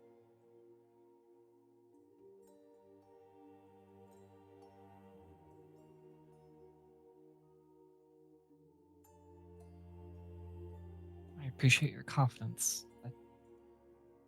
I'll do better to see myself that way. Good. I think you're wonderful. She's a lot nicer than I am, the way that she words it. Oh, was that not right? I'm sorry. I said, you're a lot nicer than I am at putting into words. Oh. I was just worried that perhaps I said it wrong. No.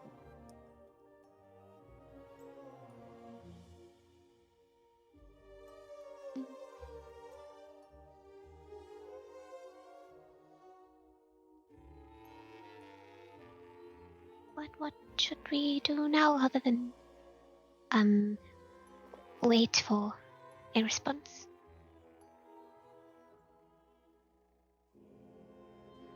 We prepare. We get supplies, set up rituals, pray, learn.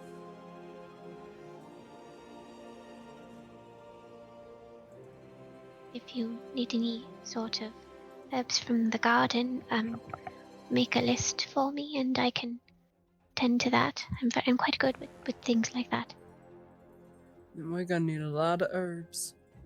A lot of herbs, a lot of incense. Texts.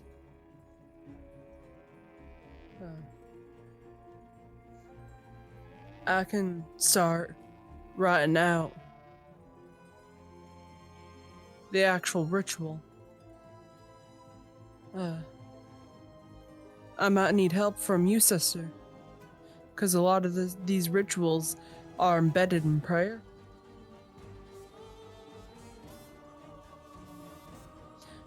And if the boys wouldn't mind going deeper into the libraries, find anything you can on the Mansus.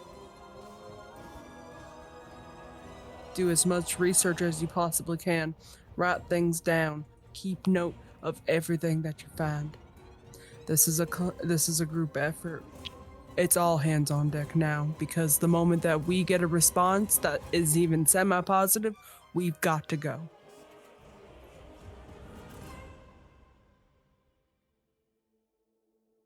At this point in canon, it's spring or summer, I forget. It's summer. It's beginning to get closer to fall, though. Okay. Do we have an approximate number of days until fall would arrive, but instead we'd have the labyrinth season upon us? 2 days. 2? 2.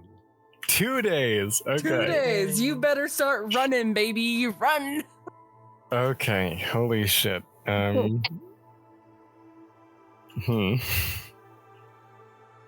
Pressure? No pressure at all. I might be dating myself with this little comparison, but there used to be a game show where they would give you a shopping cart and put you in a grocery store, and like your main goal. Yeah, your main goal is just to sweep, pretty much get as much as you possibly could in these shopping carts and just go. That's basically what Loretta is. Here's your shopping cart, go. Get as many valuable items in it as possible. Yep.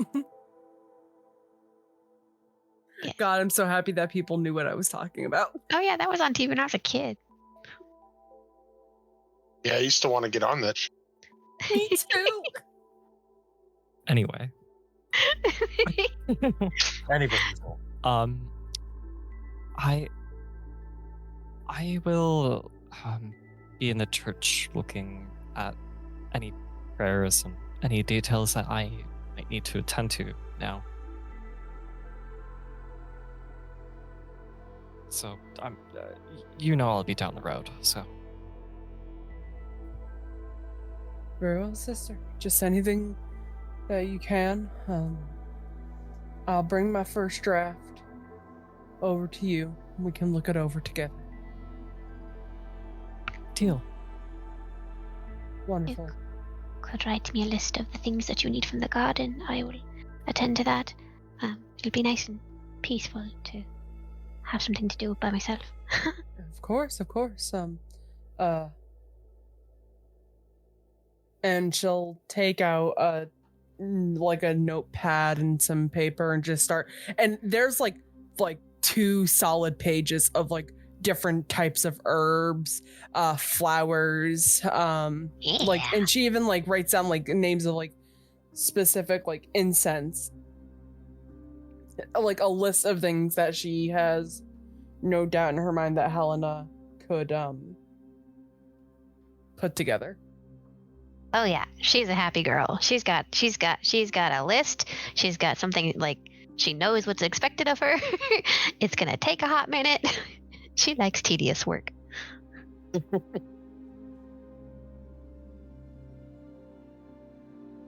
I feel useful, and this is easy.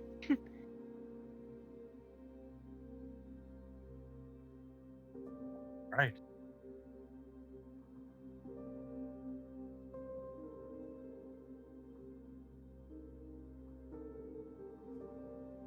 As you all are working to go your separate ways to get things done, get rituals made, get preparations taken care of, I'm going to roll a die. Oh, it's never good when the facilitator rolls a die. Oh no. What eldritch horrors do we come across today, Monsieur?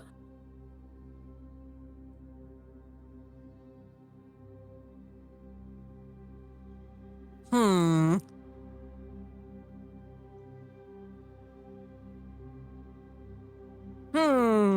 What are this? I don't like the aura of this role. It has bad Yeah. vibes. Yeah, right? Good, that's the aura I was going for. I got a bad feeling about this. Are you feeling it now, Mr. Crab? Hey, GI, vibe check. Speaking of Roderick. Oh. Hello. As you are making your own way, heading towards parts of the library that you think have more books akin to your speed, some of the more esoteric, old, darker arts. Whereas the good sister Rosalie and Loretta tend to be a bit more towards the brighter side of things. Mhm.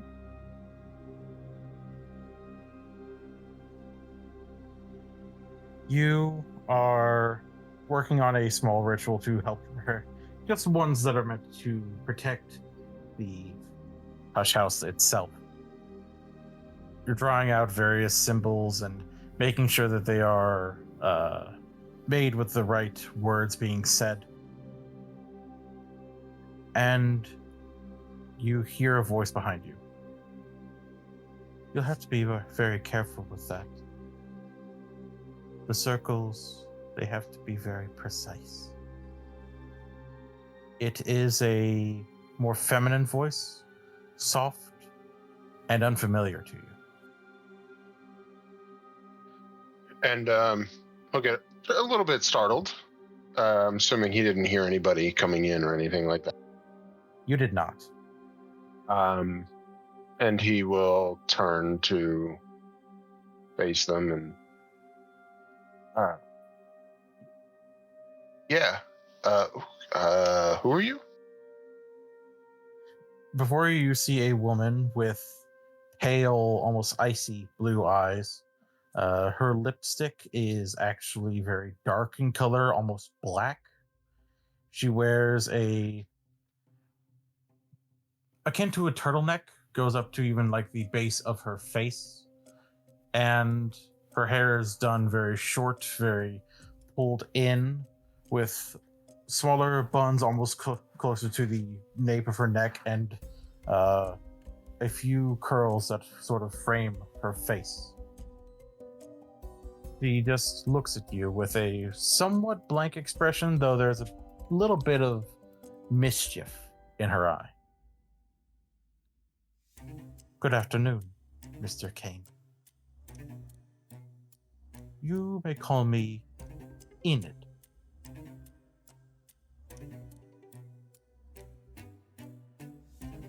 It's a pleasure to meet you.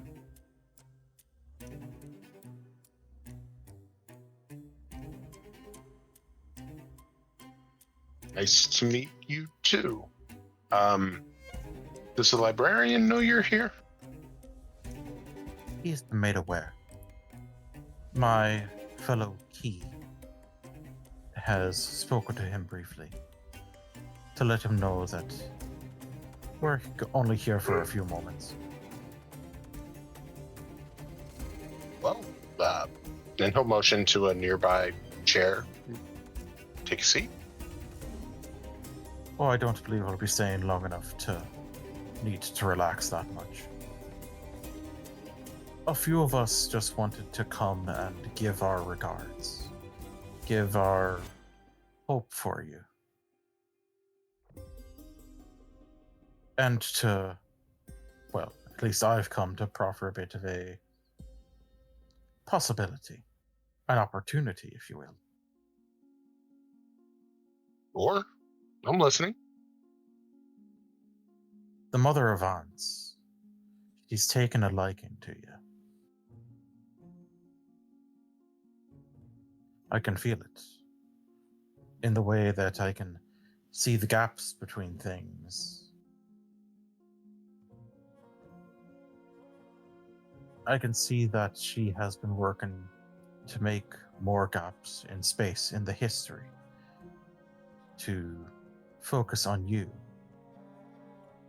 It's quite interesting. It seems that a number of the hours have been taken a bit of an interest in the people here.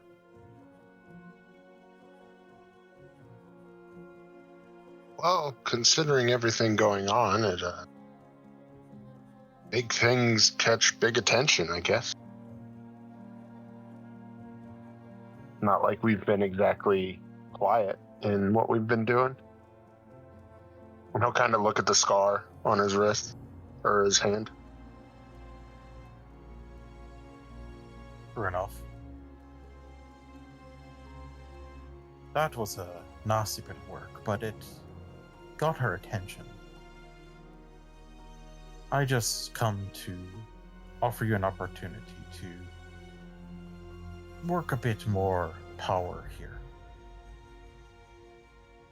I represent a group, a very particular group that works to find power through doors, the ways to make them, the ways to close them, the ways to utilize them. Would this group happen to be a specific club? We've got a few names. Some of us call us akin to the knot, but we're a bit different from that. Right. It's not a society you would have heard of before. Given that I doubt you know about the Society of the Holy Wound. Not yet. Ah, see, there it is.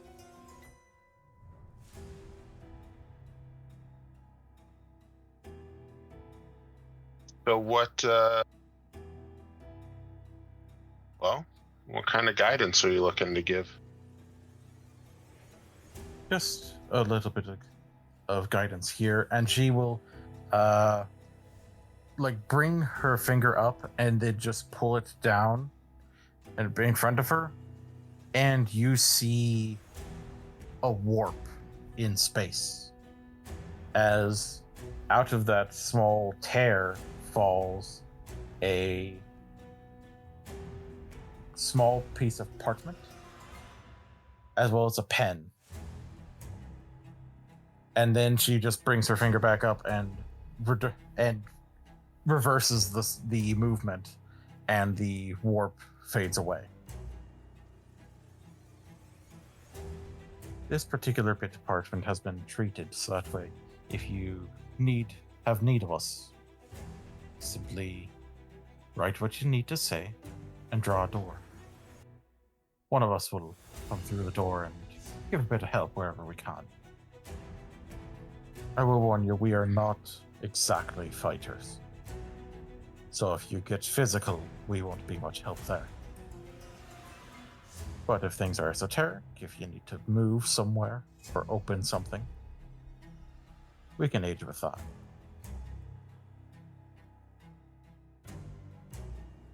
Okay. Does this cost something? Is there something I need to do or offer? There are others who may come who would have interest in things here that are good at opening doors, good at working with doors and wounds.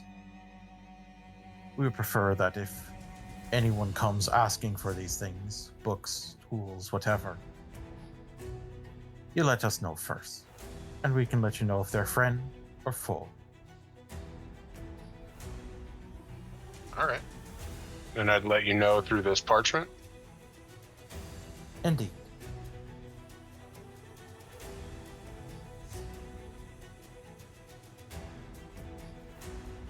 Okay. That sounds like a decent trade.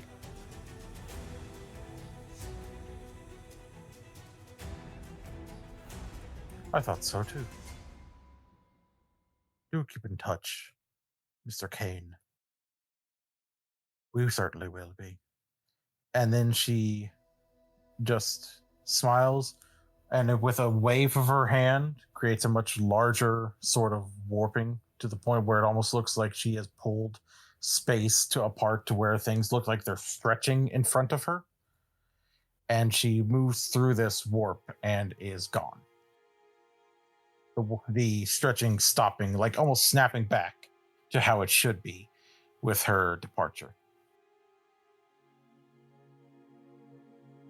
And he'll just kind of look at the spot for a minute before carefully putting the parchment away. And he will take the advice that she gave when she first arrived on what he was doing. Do you need me to roll a night arts for that, by the way? You do not. The moment that she made that suggestion and you followed it, you definitely felt more of a connection, more of a intense power coming from these rituals.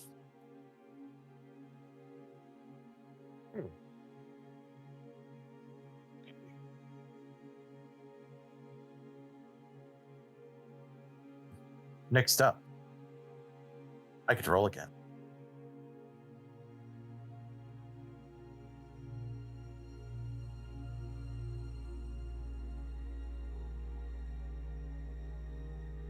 Helena. Oh no. You are working away within the garden.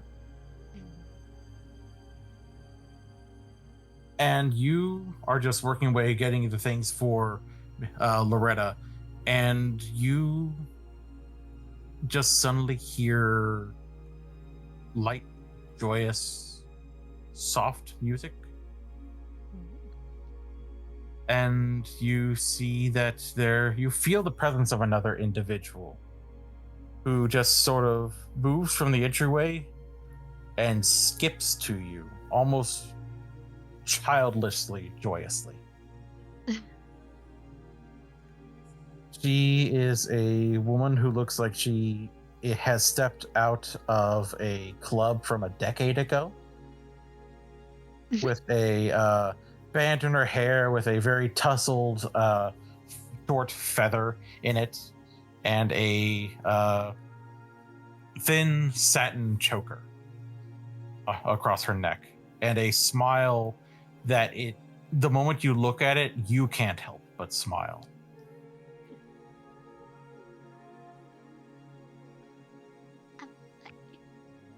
Hello? Hi. Hello? Hello, Helena, darling. How did you know my name?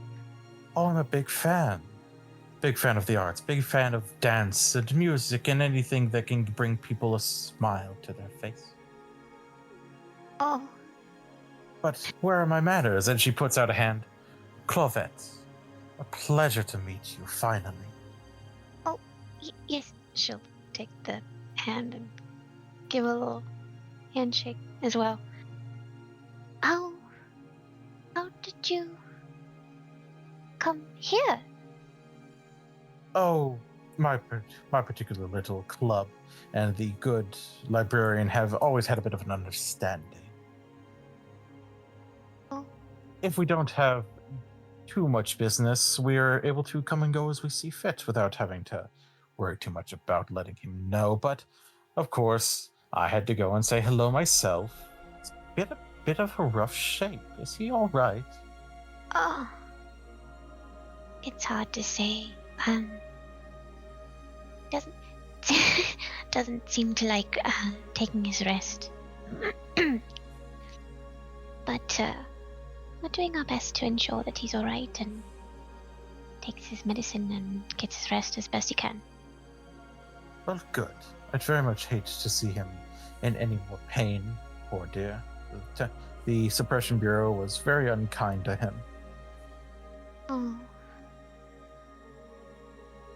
I hope he'll be all right. But at least We're here to look after him. He listens quite especially to Miss Loretta. But she's rather formidable. Isn't she like- just? I've heard such things about her. Oh, she's wonderful. I'm rather happy that she's here. I'm not as able when it comes to a lot of things. Well, I just don't think that's true.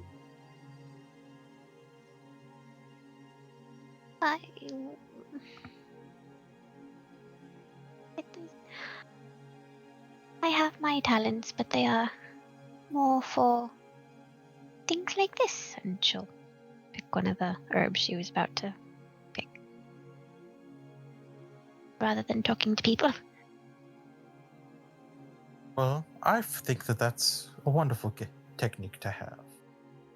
It's good to know what you're good at, but it's also not a bad thing to consider where you can improve. Just because you're not the best at something doesn't mean you can't work to be better. I have faith in your abilities to grow. That's very kind of you. I'm trying, but today is a bit of a day where I seem to always be saying the wrong thing. Sometimes you'll have that. You just need to keep up a smile and move on. You can't be right try. all of the time. Oh no. No. No. Would you like to take a seat? Oh, I won't be staying for too long. I just wanted to come and say hello and to let you know that you got a bit of a fan club behind you as well. What? Oh, yes. You're a connection to the beat that shall never end. Oh. You know, and then she does a few small movements that coincide with the rhythm inside of you. Oh, that. Yes. My little club. We are called the Temple Unceasing. We are fans of that particular act, as it were. Oh. You mean of that kind entity? The Thunderskin, yes. Yes. Very grateful for them. As are we. And as it seems that they have an interest in you, we have an interest in you, and we would like to help however we may. Oh, you mean with the hush house? Well, yes, but of course, we also want you to know that even after all of this little bit of nasty business is taken care of, we, much as the Thunderskin, will continue to beat on alongside you. Oh, that's so very kind. And after I think I caused something rather awful to happen, and I don't know that I deserve the kind of kindness.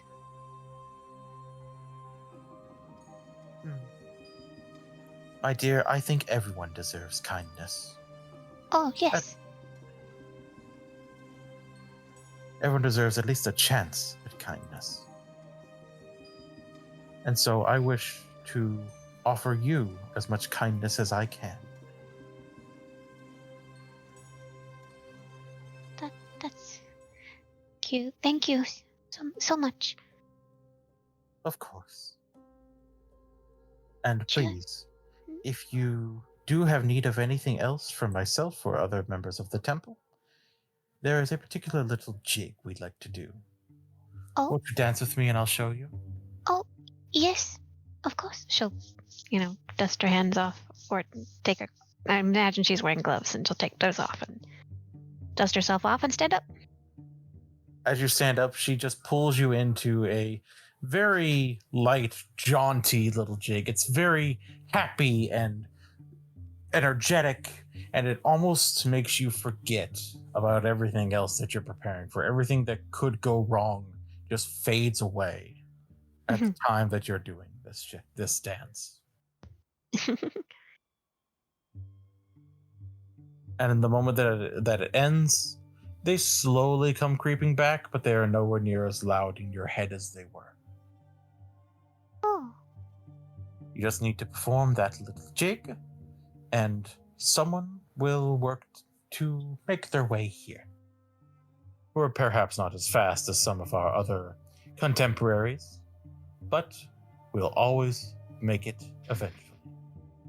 yes. Thank you. Would you like me to pick something for you from the garden? Well, I would be honored if you would. What would you like? Something pretty. Something pretty. Choice of the gardener.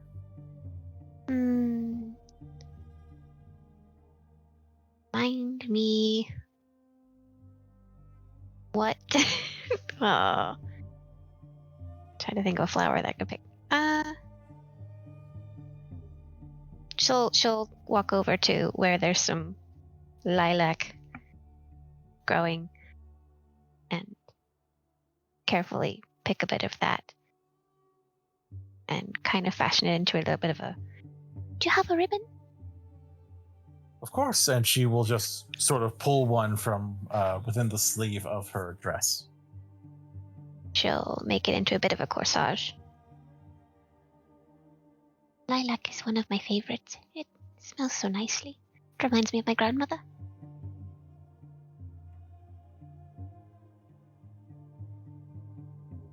Why, thank you so very much, my dear. You're welcome. And if you tire of wearing it, you can use the ribbon to hang it and let it dry. I'll keep that in mind. Thank you so very much. You're welcome. And with that, she gives you a very small bow and a gentle kiss to each cheek. She'll A return smile, those. warm smile, and then she is heading out the door again. Be safe. And you, my dear. She'll get back to what she was doing.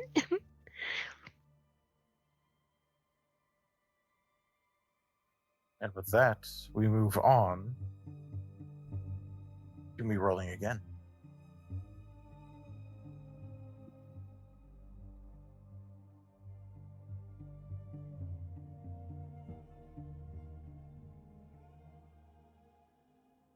Loretta and Frederick.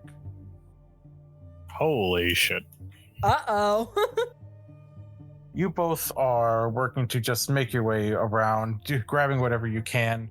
Frederick, perhaps you're working to get ready to make some more mundane explosives or alchemical explosives like you did before, because that seemed to work quite well.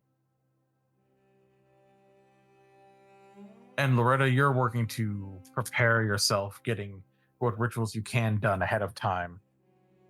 And you're making your way, moving from one room to another, like heading up to the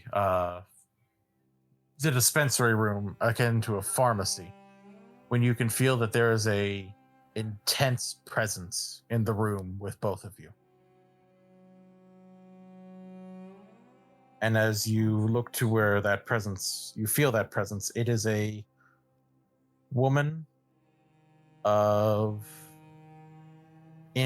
very obvious Indian descent, darker skin, short hair, somewhat curled hair,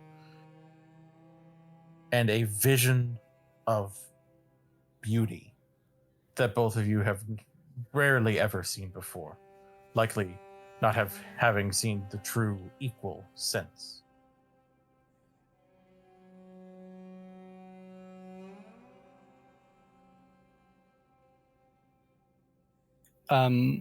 Fred turns on the spot and kind of wonders if anybody actually locks doors in this library ever? Good question. The answer is no. Oh, okay, yeah. Yeah. That sounds about right, actually. What are you wearing? What is she wearing? She is wearing a very form-fitting, snug, black and deep red dress that just contours to her almost like it's a second skin across her. Oh, like a flapper's dress, yeah? Yeah, a flapper's dress, almost like it's somewhere mixed between a flapper's dress and something akin to like Morticia Adams. Right, yeah, okay.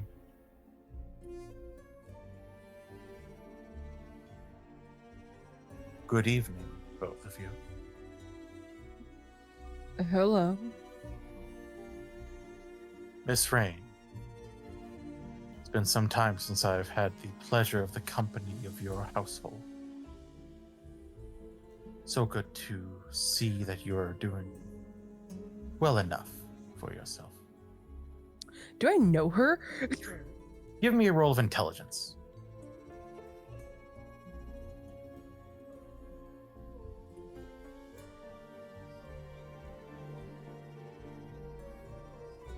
Success.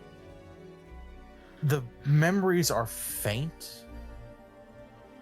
You think maybe about a decade or so ago, you might have been at a party that you were at as well, hobnobbing with all kinds of individuals and swaying people, wrapping them around her fingers so easily. You remember her name is Rhaenyra.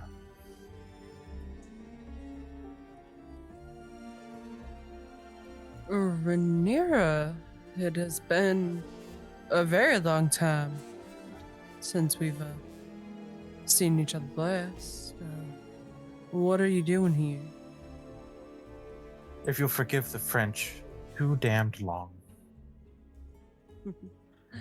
I was but a child, but it's always good to see a familiar face.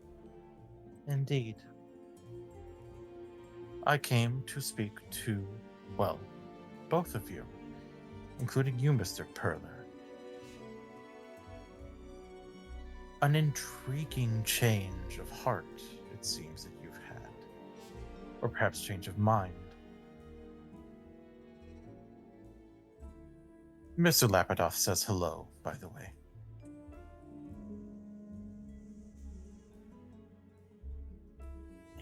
He opens his mouth to say something before closing it and just keeps on looking.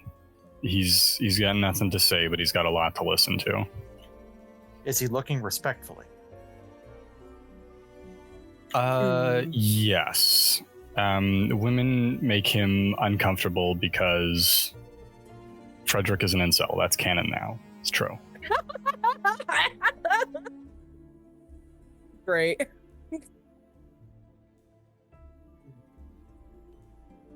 Well, that was a sentence I wasn't expecting to hear tonight.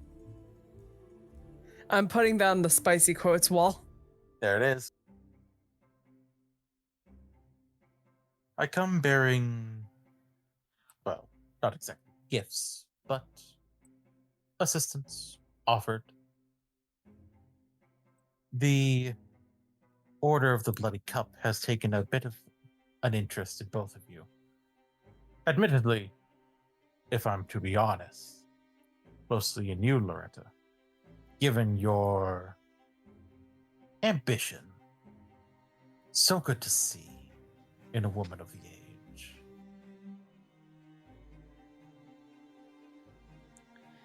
Ain't it always? And Mr. Perler, again, so intriguing. To change one's nature, perhaps it will change with the flesh. If that is your goal. But we'll see, won't we? Frederick kind of covers a laugh and says,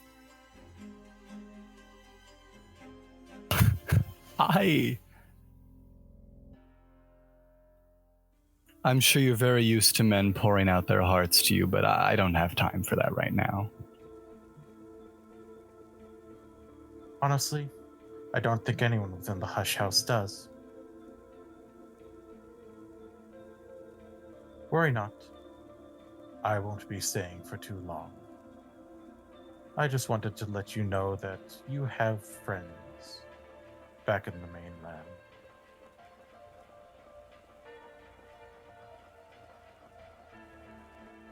And should you have need of us, you can call upon us.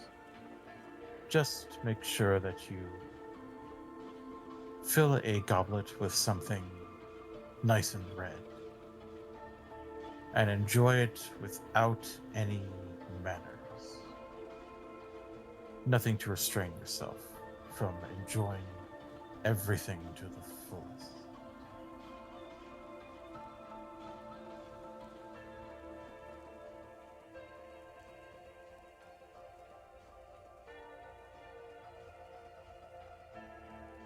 If you do this, we'll make our way to you. And we'll help however we can. Whether it be counsel, a warm body to put on the front lines, perhaps, or for other such things.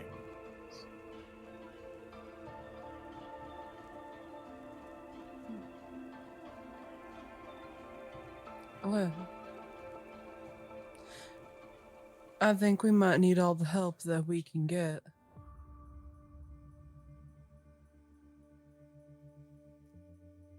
We don't know on a deep, deep level what we're dealing with. I've done what research I can over these last couple days, but there's only so much that a book can tell you about an entity that is in itself quite unknown. Too true. It would help if there were more people who had been to nowhere and know what to come back and say. But those that go to nowhere tend not to come out. Not my thing, but I can put out feelers. Perhaps I'll find something for you. If you do, it would be greatly appreciated. We shall see how appreciative you are. And she stands up and almost seems to glide as opposed to stepping as she gets closer to the two of you. Do keep in touch. And she will give a kiss to each cheek to Loretta, very friendly. And then to Frederick, she will pass by on her way to the door with a very mischievous smirk and just dragging a finger along his jawline before she is out the door and gone.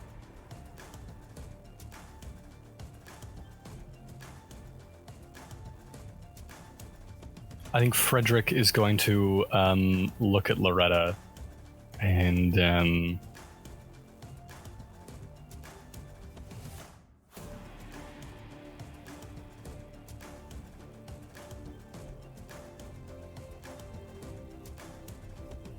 yeah, no, actually, final answer, just look at Loretta. It's been a great day for Frederick to just stare blankly at people and things.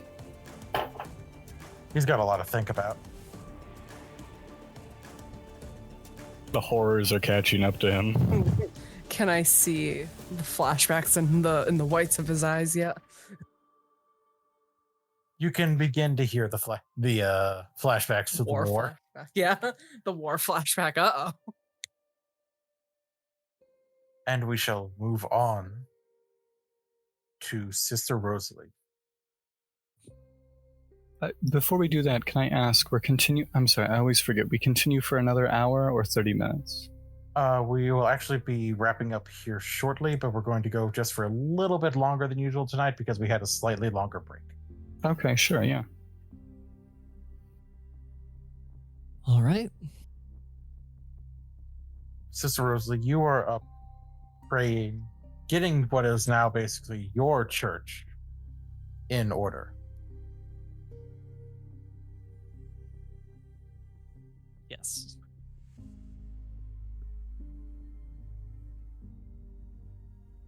And you are just silently saying some of your prayers.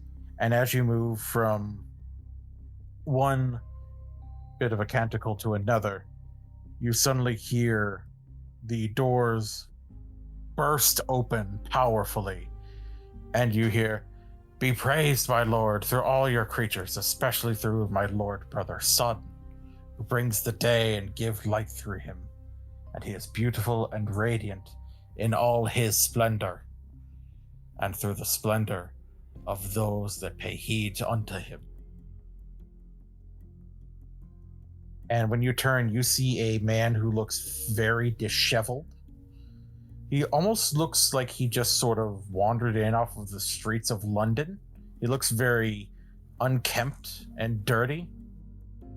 But you also feel an intense light coming from him. A power akin to those within the church.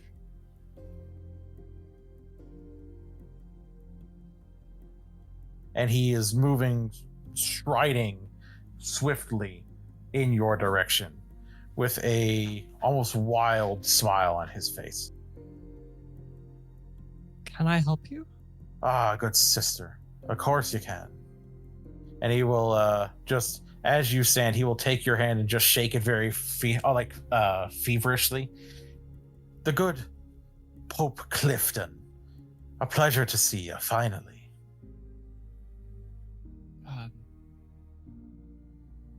Rosalie. Sister Rosalie. Ah, I know who you are. Your light's very unique. The way it shines, the way it glints. It is akin to looking at the sun. And I should know. And he just stares up out the window directly at where the sun is in the sky right now.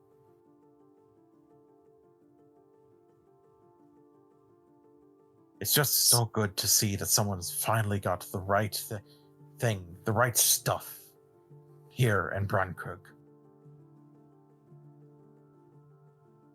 It's been here for quite a while. Well, yes, the church has been here and there's been someone in it, and he just sort of gives a disdainful look. But now there's finally someone who knows what needs to be done, what needs to be said, what needs to change. How to get light into the darkest places here.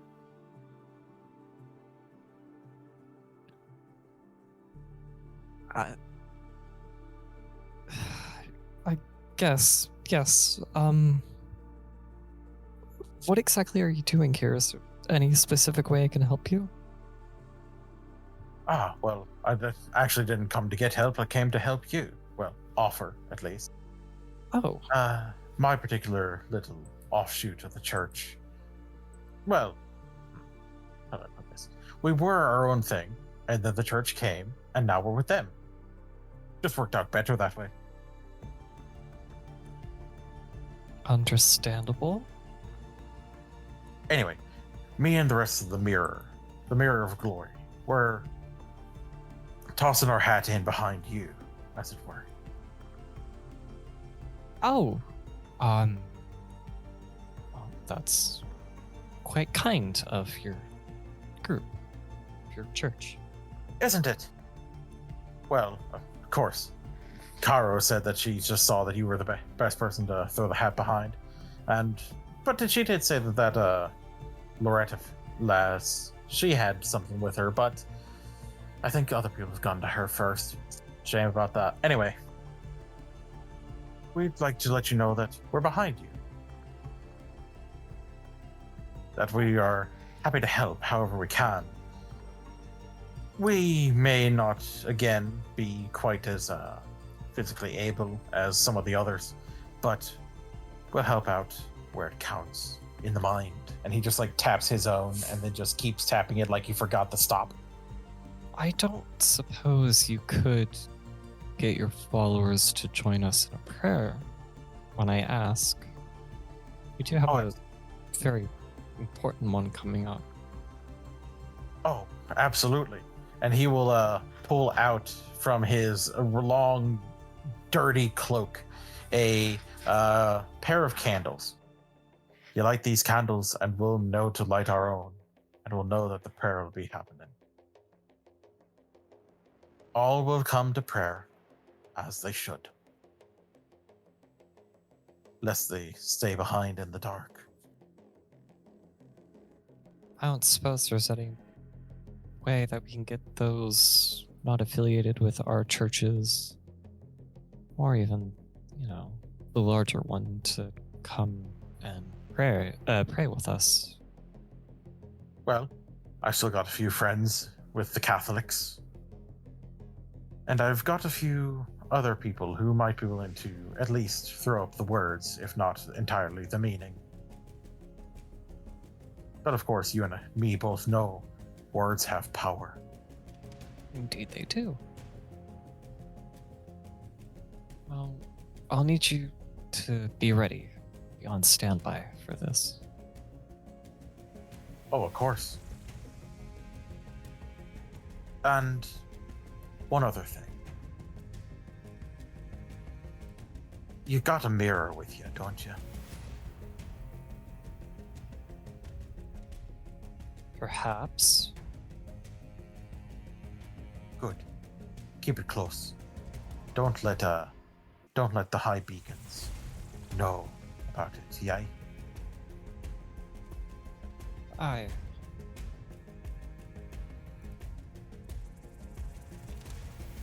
Good. They'd probably try to take it for themselves or lock it away somewhere. A mirror like that, it needs to be used. It needs to have purpose. The light needs to shine elsewhere, not just decorate some hall.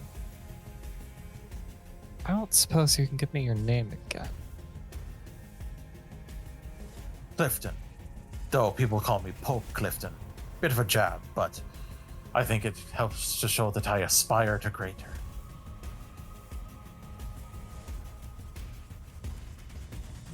Well, there are good things that come to those who aspire for greater. And also those who continue to do their best at what they have been asked. My best is all I ever hope to give to anything.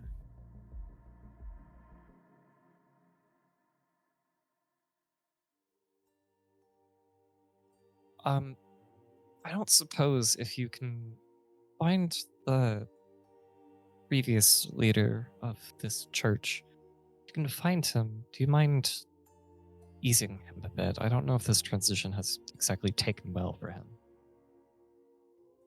Oh, the good Proctor. Yeah, I'll see about making sure he takes it better.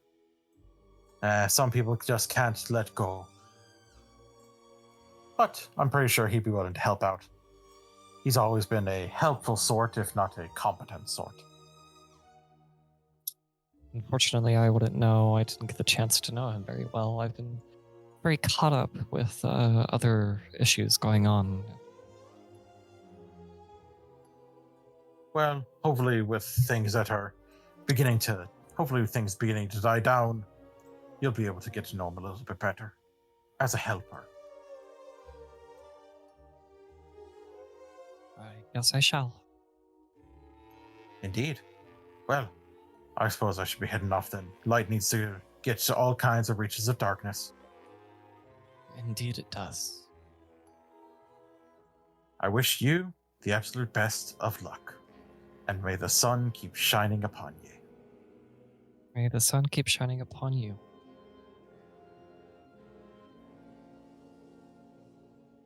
And he will just give another warm shake of the hand and then a sudden tight bear hug and then just give a bright smile and just begin heading off, singing a soft hymn to himself about the wonders of light and glory.